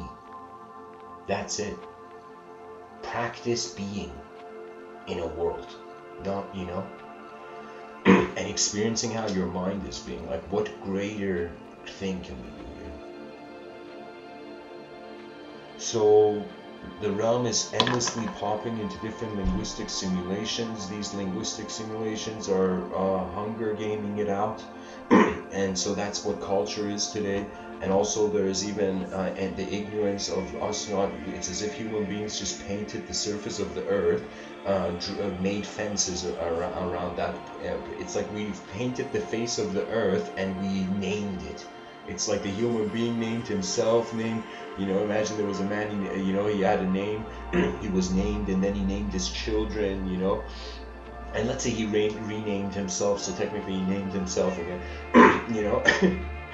And so he named himself, you know, and so the person's like, what else haven't I named? Oh yeah, this chunk of land, yeah, let's name this store. And then the person's like, what else haven't I named? Oh yeah, the whole thing. And it's endless classifications. Literally, if you were to see it, it's like a giant onion, and in layers of that onion, there's different onions battling it out, you know what I mean?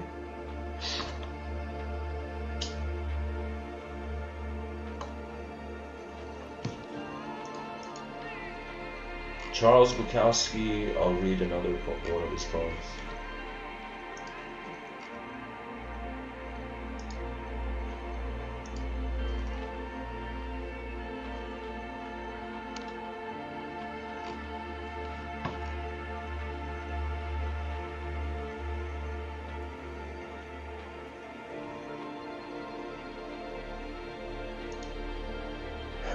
This poem by Charles Bukowski is called Marina.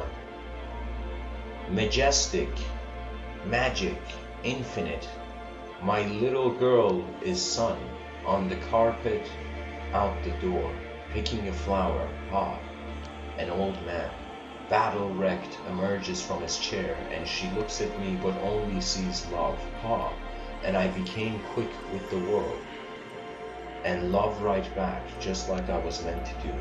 That means, look, incredible observation. And just think of Charles Bukowski, and I don't know if this is like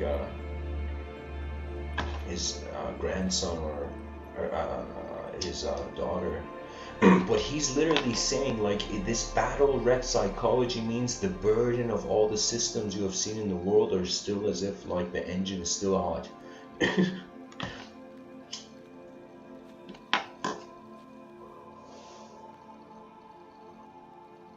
So, as if a hopeless view on the world, he saw how when we are young, because we haven't seen so much structures of our own inability,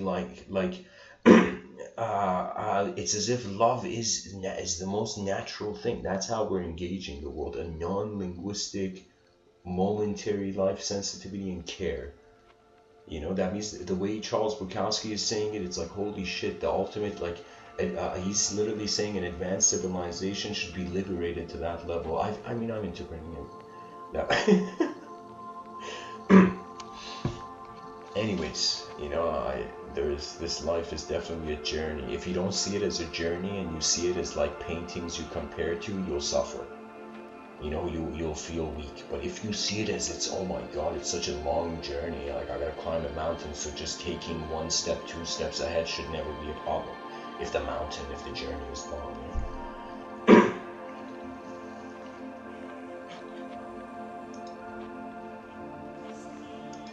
Charles Bukowski says, and I will remember your small room, the feel of you, the light in the window, your records, your books, our morning coffee, our noons, our nights, our bodies still together sleeping, the tiny flowing currents, immediate and forever, your leg, my leg, your arm, my arm, your smile, and the warmth of you, who made me laugh again. See, he's fearlessly sharing the reality of the moment, right? As if it's like, if Charles Bukowski, let's say, was reincarnated, he would still be Charles Bukowski, you know what I mean? Like, that means it's as if, like,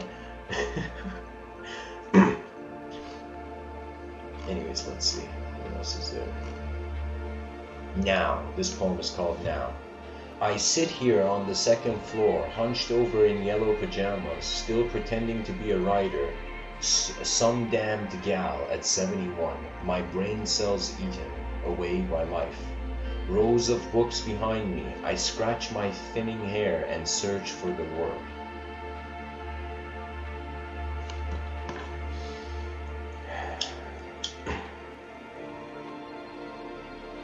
You know, there was this saying, they say, for some people, art saves their life. That's how they become artists.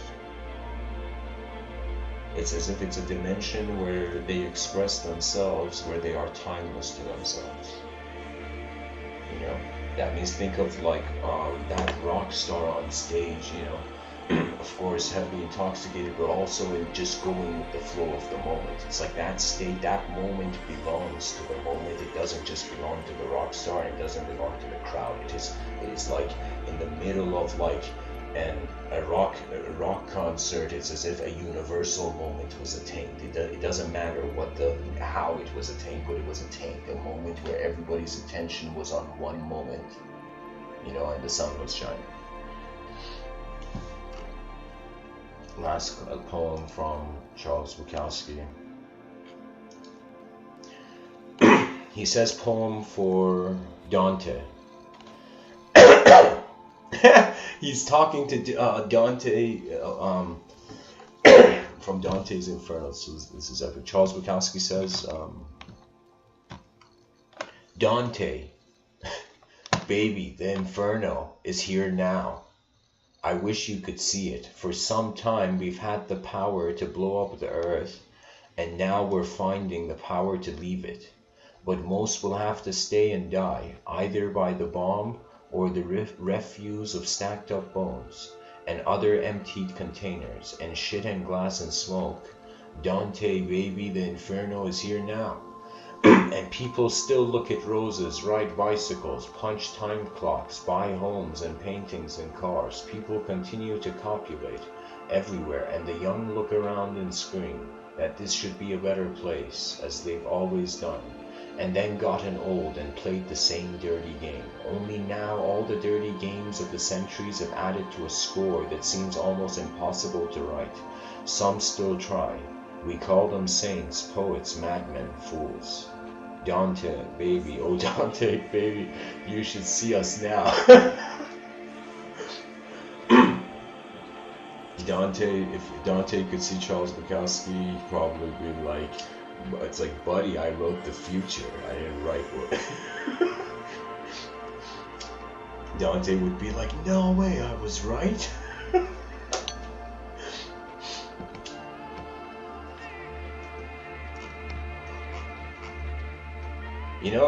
I think this is really what makes a poet.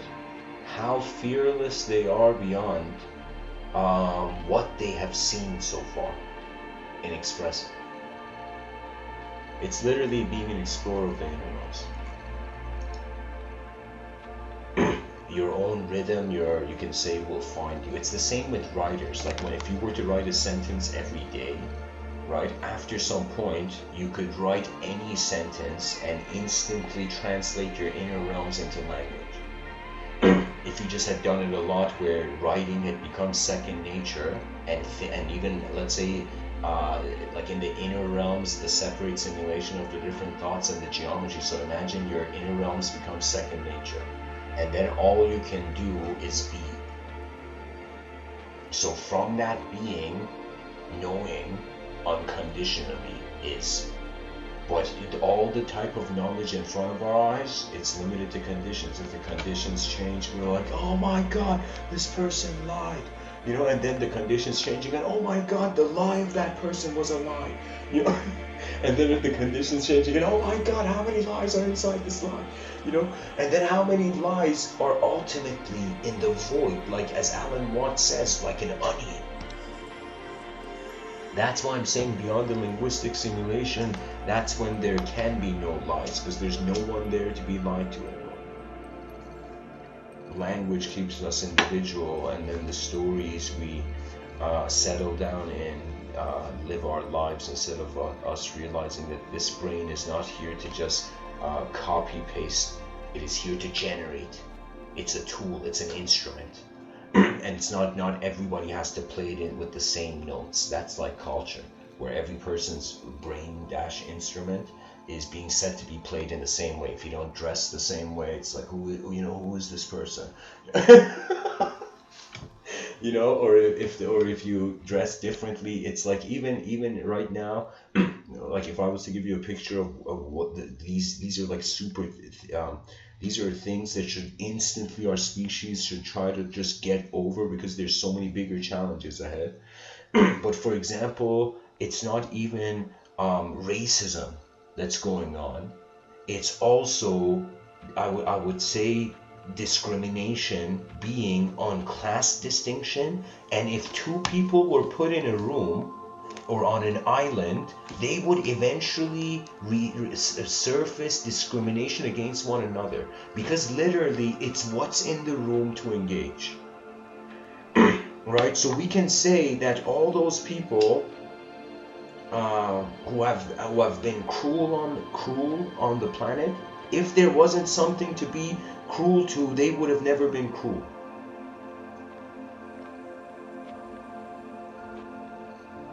And at the same time, if they were never cruel, the cruelty would have never been there. Right? So I'm saying discrimination can be applied the moment you choose to be different than your world. You know, the moment you choose to classify it, discrimination happens. People even discriminate with themselves, right? Like, let's say a person, what they call the phenomenon of depression, stress, that's incredible self-discrimination. The person is literally using their past memories as a punching bag, you know? And unless they get out of the thought loop, they're not going to notice.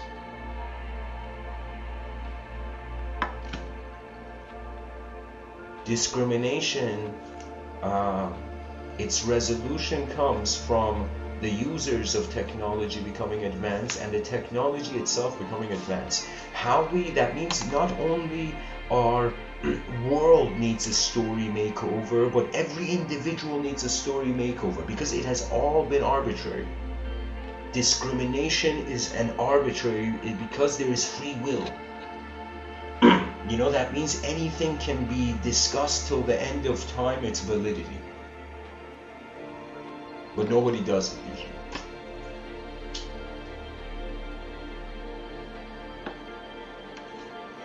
But theoretically, if we were immortal, we could argue a point and a debate could go on till the end of time. Imagine we created two robots, and these robots each contained two different schools of philosophy and all their thoughts, and these two AI began communicating with one another. And so all the philosophers in the world sat down watching this, and they saw how many abstract type of philosophies just generate. You know, that means it can be that being a philosopher after the year 2050 is not going to mean much. Because you know what it would be? It would be like fishing in what AI has already potentially figured out.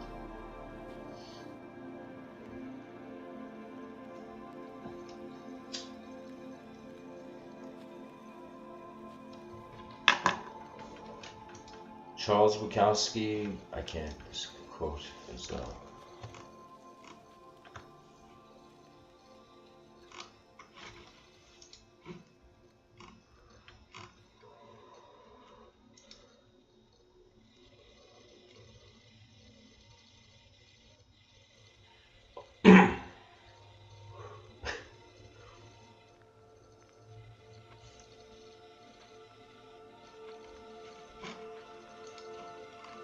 Okay, I'm going to move past this poem.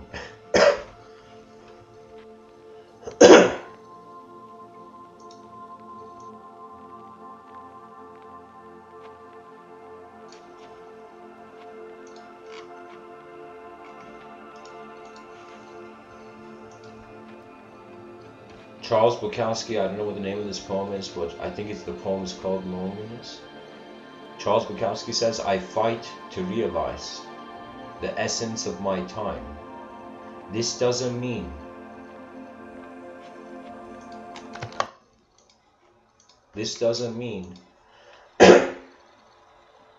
that I can't relax and take an hour off, but it must be my choosing.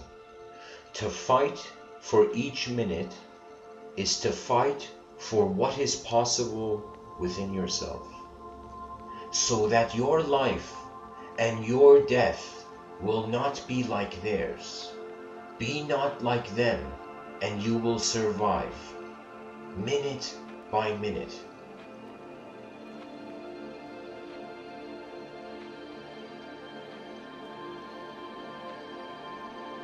So Charles Bukowski is saying To fight for each minute is to fight for what is possible within yourself.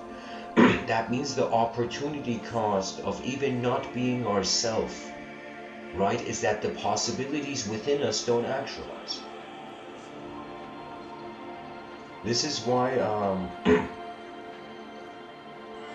this is the wisdom of the advanced communicator,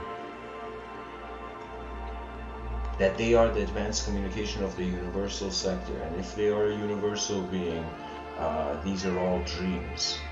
To be an individual, to be a national entity, to be a named entity, to in some sense be a global entity. It's just language becomes a bit shaky when we realize that the mystery of attention surpasses any timeline. Why?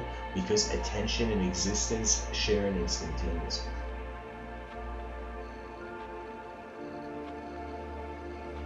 So that means the simulations that are at war, let's say the soul of past civilization that is behind the veil trying to interfere with the soul of our civilization, which has to be invented. So it could be that the I don't know, it's very complex to decide which side of the coin is right. At some point you're like, why am I looking at the coin?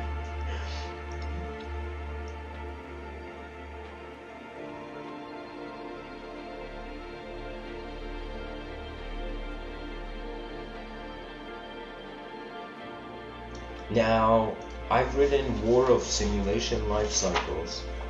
I would say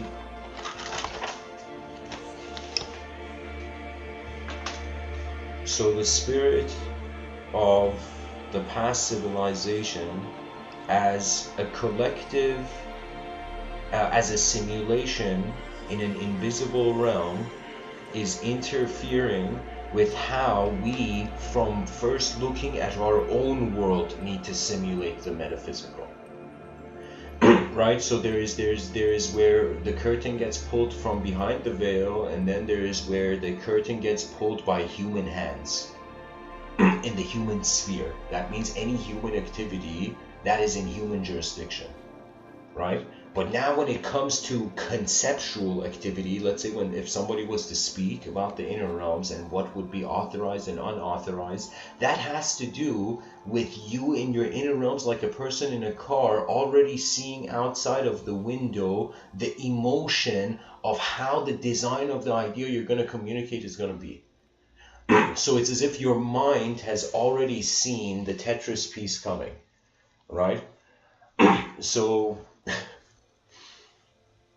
anyways, so the spirit of past, so in interdimensional interference, because the past maybe didn't get what it wanted, so it wants to get it from us now. It could be, it could be that instead of the past, if we are misinterpreting it as the past, and that if we interpret it as the past, we go into that room. But let's say right now the logos is the spirit of our future. I'm pretty sure like ancient Greeks caught on to this. You'll probably find a quote. I haven't seen one, but you'll probably find a quote where they are saying like, yo, is the logos like our future? Like, what's doing this? You know, what already knows where to go before we ideologically know? So could it be the future parallel universe? Because the moment we bring in time, the parallel universes become entangled. That means time gets a curvature. Or excuse me, a parallel universe gets a, excuse me.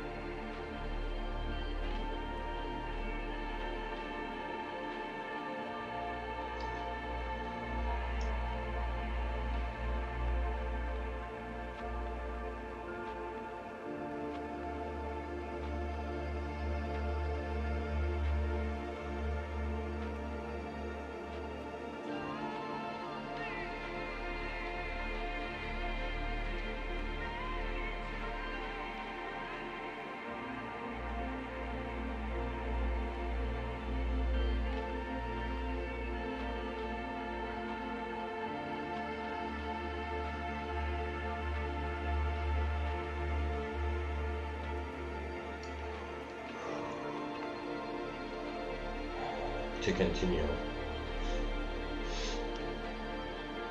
I'm just saying that we have to make a decision as conscious moments in the space-time continuum of our overall interpretation of what defines like the human dimension and what surpasses it, and when can we discriminate, and when does it become even meaningless to discriminate interdimensionally.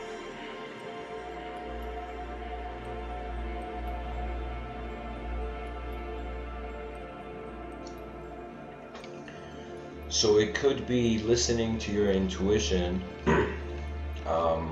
Another parallel universe is another parallel universe's advancement and influence is finding itself in our universe.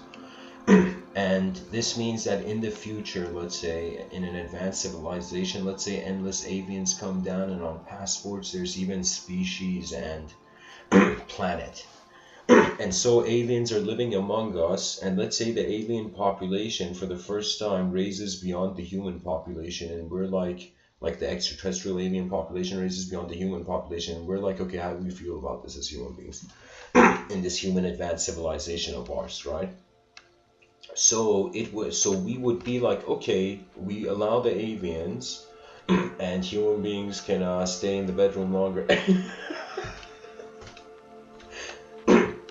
And in some sense, human beings will live as human beings to not forget that they are human beings, even though aliens can live among us and no big deal.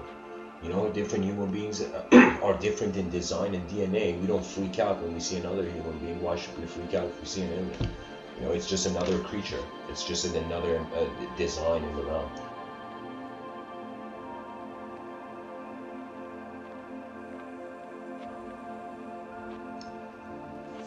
So it could be that modern neo-spirituality, or I don't like the word spiritual, like the word spirituality has served, it's become an old man in the battlefield, it has to retire. I feel the new word for spirituality should be advanced communication. That means superstition.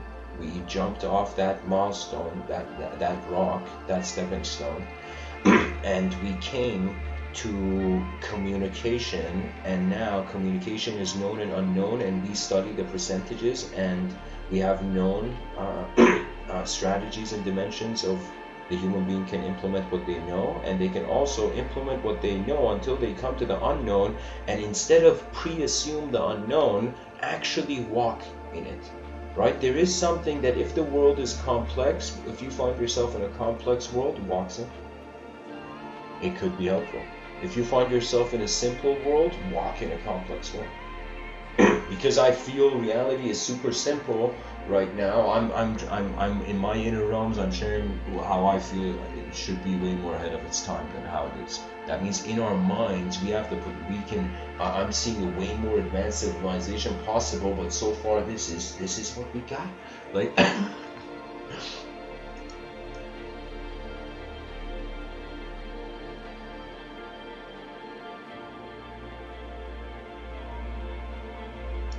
So I feel all of this can be bypassed, and the whole problem with the demiurge and its counter view of the inseparable union with the absolute, and whether God is imagining or awake,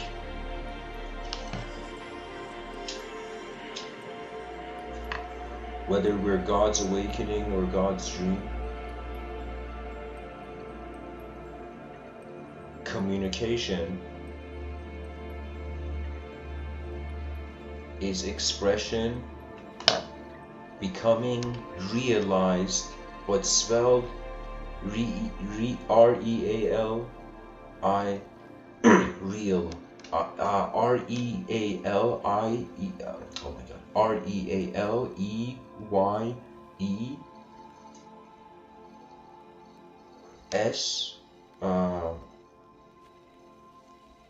ED,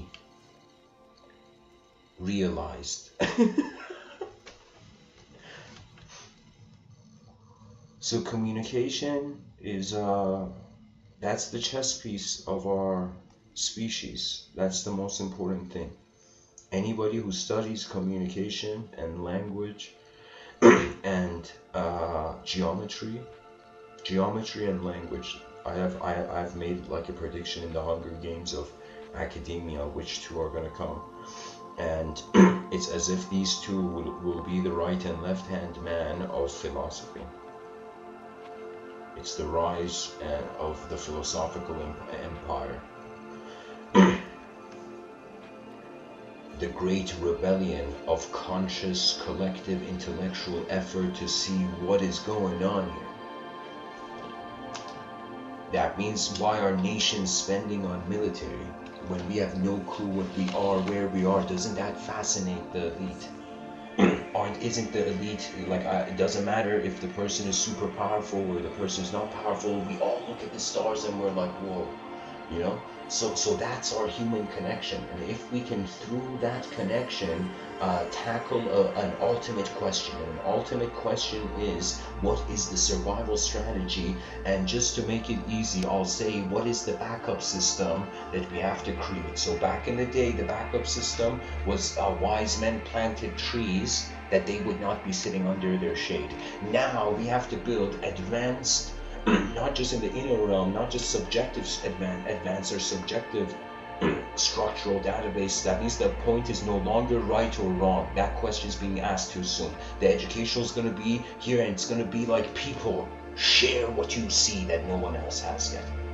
And then imagine everybody runs to the educational system. And you know what I feel? I feel that educational system for senior citizens should, like, senior homes should be connected to universities. Okay, this may be a strange idea, but I thought, like, okay, it's as if usually senior citizens, they like to be around where there's life and youthfulness and livelihood.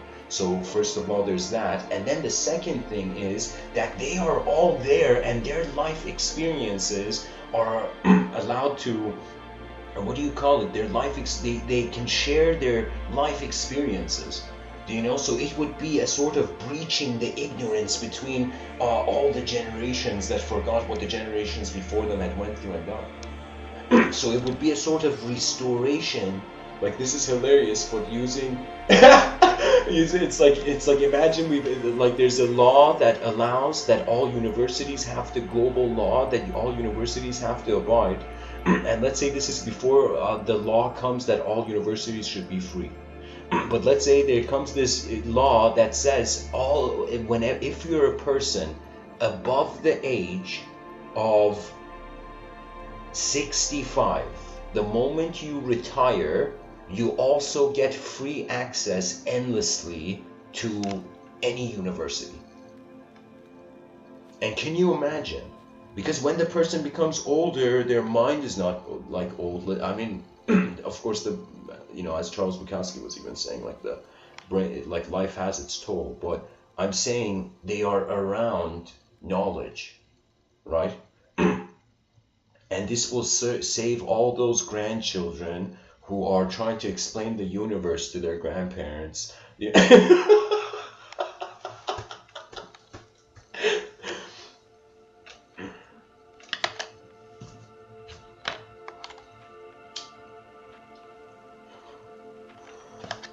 It's like, your old grandmother understands science, but God created science.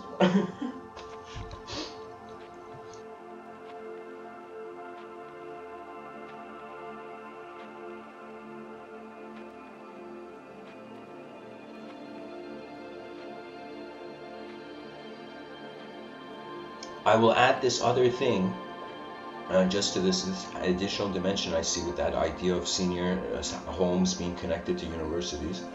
And that way the university students, if they can also be cautious if they're being treated well or something,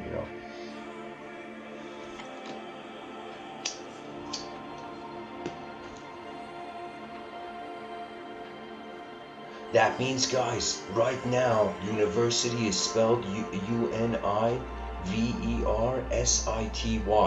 Imagine universities become so big that they have like cities, and so it becomes university, you know. The first university, a university that this would be equivalent to like the archaic revival of the school of wizardry. You know, that fictional archetype. So that archetype, you know, for me, it's like to build the school of advanced communication, and where we're studying the eyes of the species and how far it has gone so far. And then the greatest ideas on the planet somehow localize, and through the internet they're accessed locally. So we should quickly build a self-sustaining global network that prioritizes the freedom for communication, meaning the freedom of mind. So we are saying, it's like looking at freedom of speech. It's like, okay, if I have freedom of speech, what does that mean? It means you have to have freedom of mind. How could you have freedom of speech if you cannot be free to envision, right? So that means if we cared about the freedom of our mind,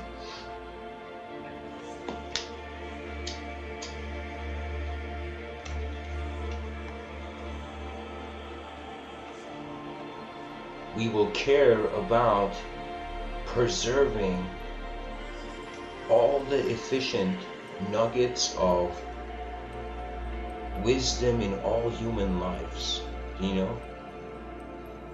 Like I envision it.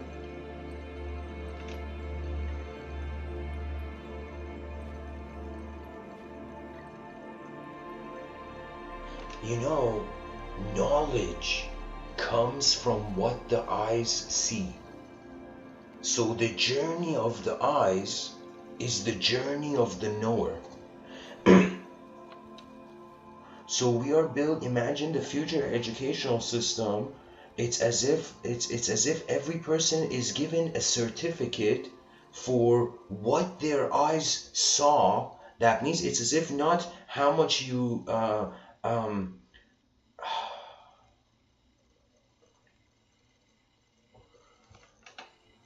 novelty is not being encouraged, and so that's the death of updates.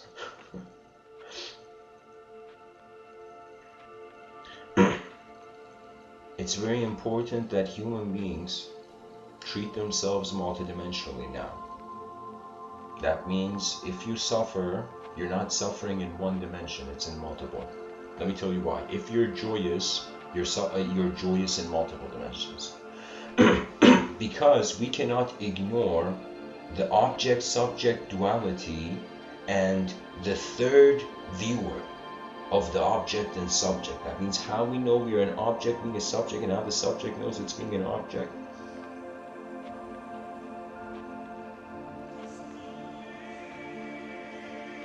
Technically, freedom of mind is gonna be like freedom of the invisible.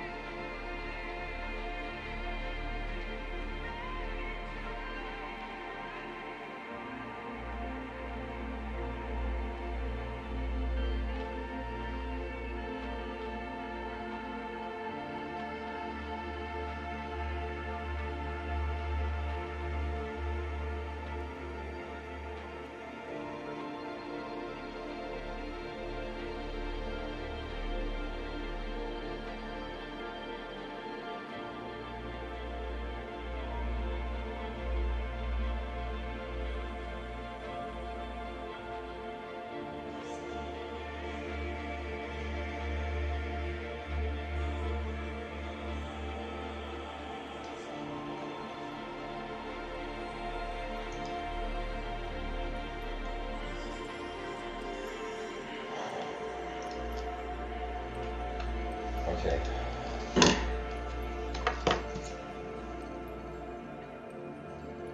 Final thoughts. And I'll read what I wrote in the beginning.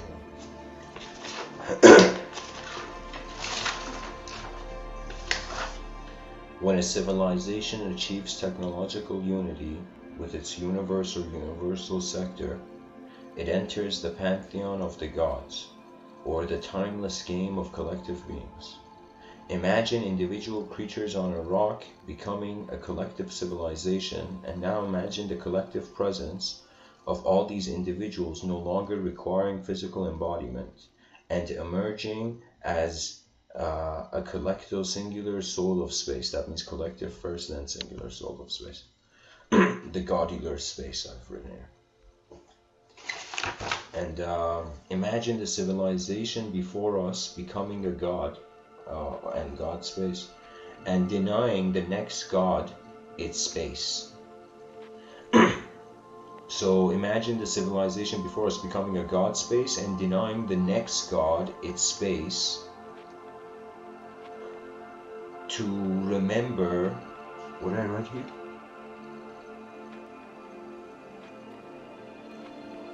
Oh, to collective remembrance. I think it's around. I've written to remembrance, but then I've written an arrow to the collective. And denying the next god its space to remember, let's say towards the remembrance of the collective. So it is a final thought would be, it is important now to be a human being this world has never seen, a human being that is conscious of the world, that observes, then acts. Because when you observe and you're patient, this is why they say patience is a virtue, your brain is actually getting time to make conclusions. It's seeing more angles. So the patient person, they make less mistakes because they are seeing more out of the picture before making a decision.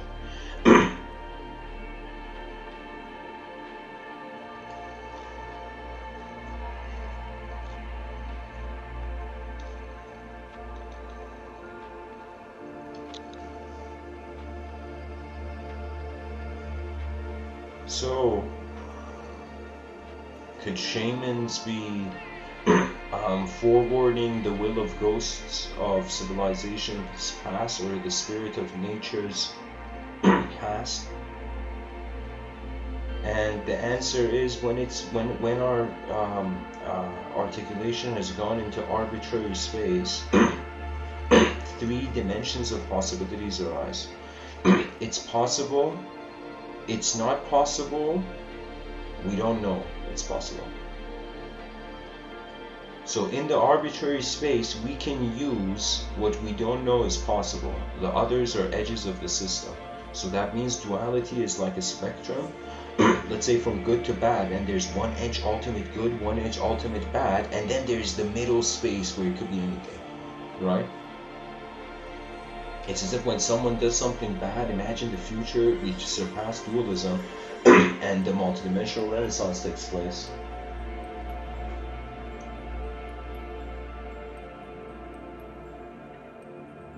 The global multidimensional renaissance.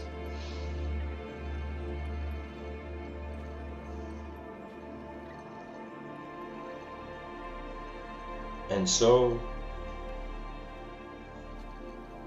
whether it's the gods of civilizations before us, whether it is the god of the civilization now, and whether it's the future, whether it's a conflict between a character in a story of time and space and an unconditional experience that is timeless, that has no other to be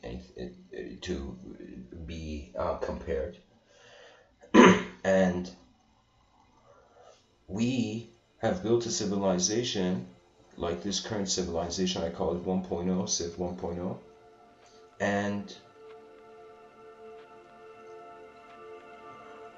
the multidimensional renaissance will allow us to slowly start seeing different angles of the current civilization we have. So what I'm saying is my personal vision is civilization 2.0, but that's if certain changes. I've written in a book soon. Hopefully it's going to be published soon. It's called what was it called? Oh yeah, from between civilization 1.0 and civilization 2.0, there's going to be endless possibilities of civilization 1.1, 1.2, 1.3, 1.4, and these are like slowly the engines of civilization 1.0 are spiraling, and they are in some sense constantly going where instead of us, we are like, oh my god, we thought there was one world, but every moment the vision of the world, the knowledge of the world, the experiences we have on the world as human beings are changing. So we become slowly aware that civilization needs to be interpreted, that people can't be just snapshot analyzed, right? That's a flaw. And so the dynamism means that their inner space and their outer space have to be considered. For example, events that took place in America in regards to racism, that was because the person was not aware of the inner space of the person he was managing in the outer realms. You see, it was an ignorance to how that person was to himself, not just how that person was to society's domain. So that's a crucial point. And so as we go towards civilization 2.0, this is where philosophers now need to come, and the idea is we want to stretch our conception. We don't want to get rid of it. And the method is that we want to be human first. That means honor the human idea because it is what you see in the mirror. You know, the most important, I would say, that where divinity is held, it's in the relic of the body. That's the ultimate shrine. But it doesn't mean the person should worship an idea of self. It's as if the person realizes nature did not make a mistake. And then you find you. And so it's important to maintain human psychology 50% abstract, arbitrary space, 50% real space. Right? This needs to be maintained. If the percentage goes too much, the inner realms are pulling us more than the outer realms, we become ignorant. Right now, even though I'm talking about the inner realms, we have been really pulled by the inner realms ever since technology opened its eyes and media began having a more of an intimate relationship. Right? Back in the day, computers were like giant, you know. You know, and they now, in some sense, it is so instantly accessible. Where was I going with this?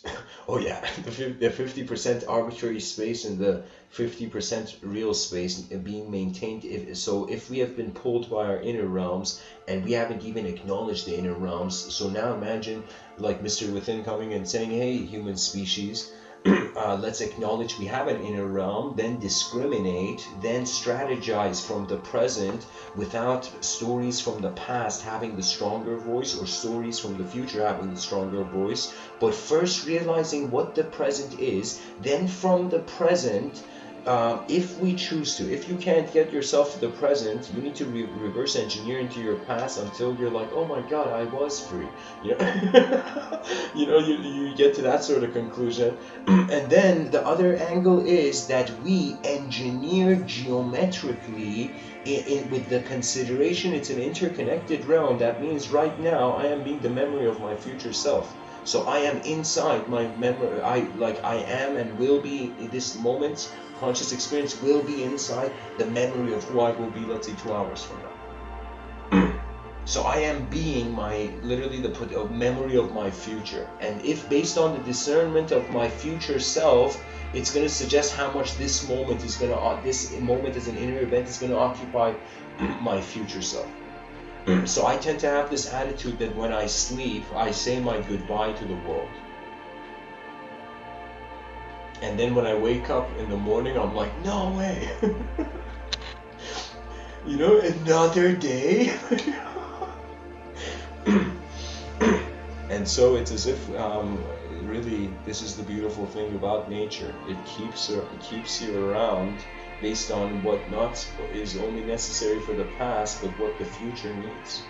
It needs to be planted now. That means the greatness of your future self is really it starts from how you're thinking about yourself now, which will be a memory of that future self's decision, possibly. And so it's important to stabilize human headquarters. So this is remember, whatever state of consciousness you find yourself, your biological body and the physical dimension, that is human headquarters, right? And this is where we will, at the same time, the advanced communicators of the future generations will not allow the theistic mentality to say to the atheistic mentality, I told you so. Let me tell you why. It's going to be a sense where the multidimensional cannot be avoided. If a multidimensional narrative from the past, its validity is being denied, we are actually denying any possibility of having a multidimensional narrative in the future. So when the multidimensional renaissance hits, this global movement of human beings, communication is going to change. Why? Because the glow of understanding is arose. That means the light of understanding, dangling from the ceiling of the void to this current moment, for those who like the wallpaper, feel free to put a thumbs up.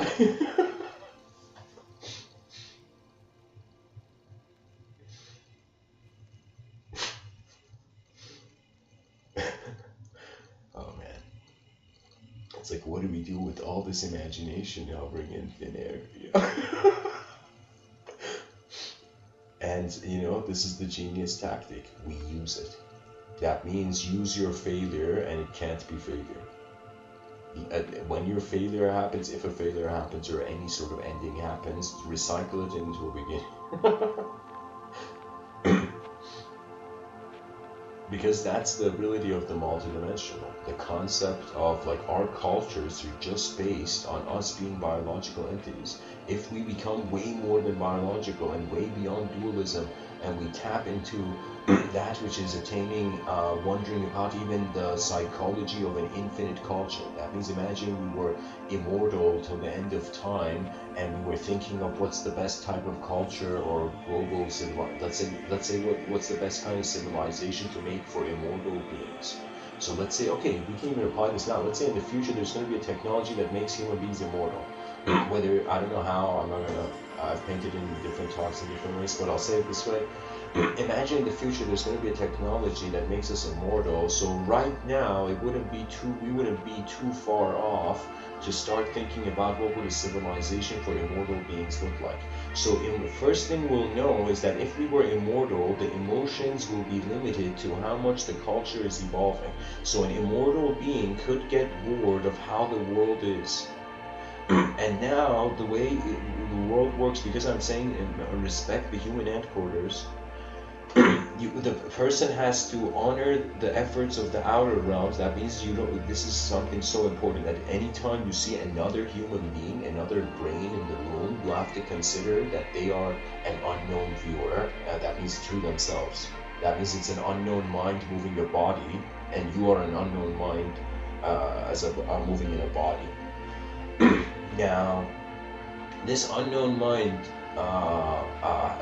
usually uses its past memories and structuralism to pre-assume the future, what it's seeing in front of its eyes. So this is the important thing that I've been also guilty of this, especially when people have spoken to me after I've given a talk.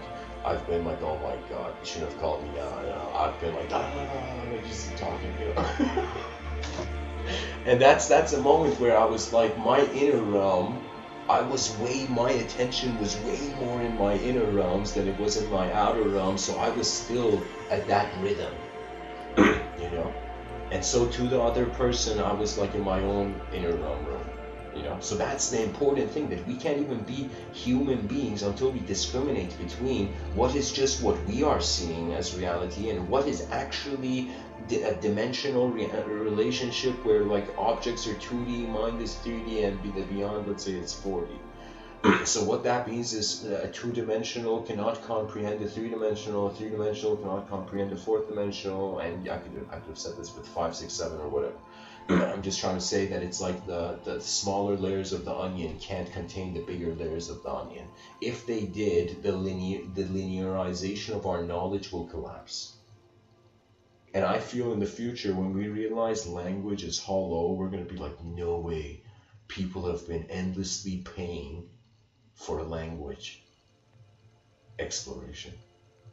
Because that's where we will be led. That's what the point of, and this is where I realized we got to treat it as if there's a film, as if like in front of our eyes, life is a certain physical film going at a certain speed, playing out at a certain speed, and behind your eyes, if we were to close our eyes, or even let's say you were running and you were thinking of like, I don't know, running like that character named Flash from the comics. You were running super fast, imagine. So like that would be where you're not running like at the same speed of Flash, but in your inner realms, you're like, I'm Flash right now. You know, so that's where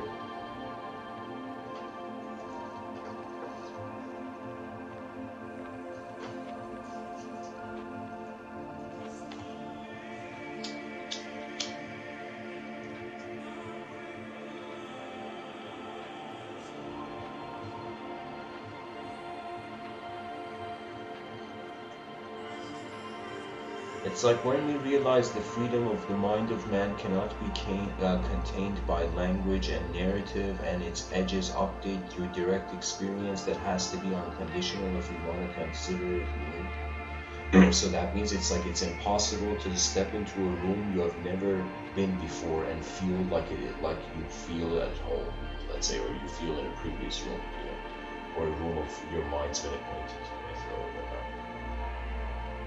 a space, pretty much. You know, that means they were like, you could say they were warriors back in the day in the martial art tradition. That I would say this is true mastery, where the soldier, like, so all the soldiers in the battlefield were fighting with rage, anger, hate. Yeah, I'm gonna conquer, I'm gonna defeat the opponent. They were all fighting with that intensity. And it was as if there was a martial art master where in his inner realm he was just walking in a park.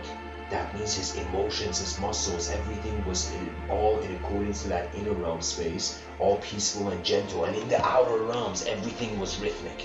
That means he had no fear, nothing, because you don't have fear when you're walking in a park, even though it's a battlefield and he's fighting like, I don't know, 5 people at the same time, you know. Which ultimately means you're running away and fighting. There's one open ending. It's as if like if any time in your life you've practiced running backwards, now when fighting 5 people, that's the only time.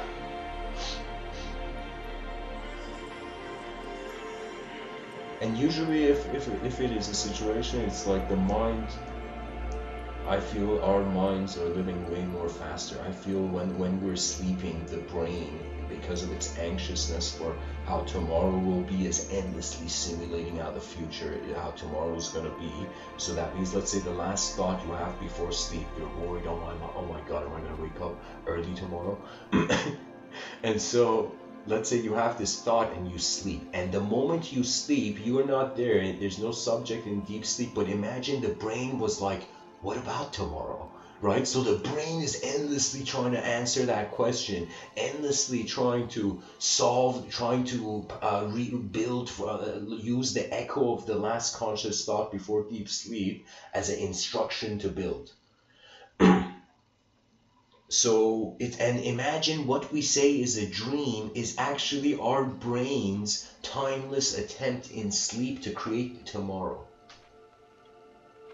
So when a person dreams, people may try this out. Just be anxious for tomorrow, and your dreams come back, because the brain begins heavily generating. It's as if the brain's like somebody, you know, their foot is on the gas pedal. Your eyes are the most divine and mysterious thing in phenomena in the room. And phenomena simultaneously noumenon, and both being observed simultaneously by an unknown factor, unknown witnessing variable.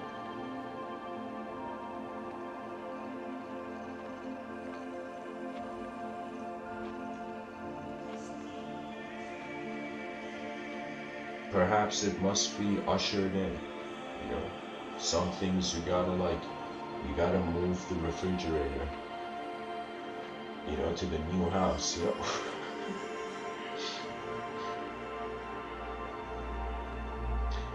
I feel that our minds can do way, like if we treat ourselves as multidimensional beings, physical activities serve the body of the advanced civilization. Non-physical activities such as communication, let's say singing, you know, I consider that as a communication too. But it's a communication where the person's really going into their inner realms, going back to that memories, emotions, and then singing their heart out as if the freedom of that moment is rebelling against the chaos of that.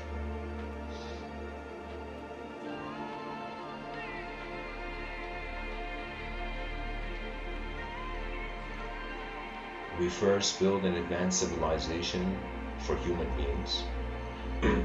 And once that self-sustaining backup system is there, and I know I'm re-emphasizing, but I'm going to end off right now, so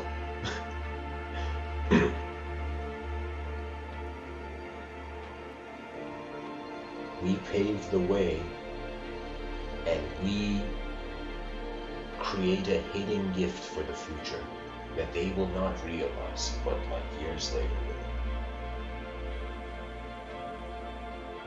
Centuries later, the future generations are going to know, you know, how the multidimensional global renaissance of advanced communicators changed things. Because when communication is not becoming again snapshot in a snapshot mode, it is so free, language can move, and philosophers that would debate back in the day, they knew this. For them, it was as if it was like an intellectual paintbrush on what the world's possibilities of actuality are, you know. So it's as if you can like, I'm telling you, if you're right now a painter, musician, someone, you can literally use the same rhythm in your inner realms, but only if you have the will of discovery, which means how comfortable are you with the unknown being unknown, and the endless effort of the species to constantly recalibrate and to comprehend even beyond what language allows us to. So anyways, guys, thanks for listening, and out of curiosity, out of all those people listening, can I know how many people in the chat section and viewers listen to the whole thing before I end off?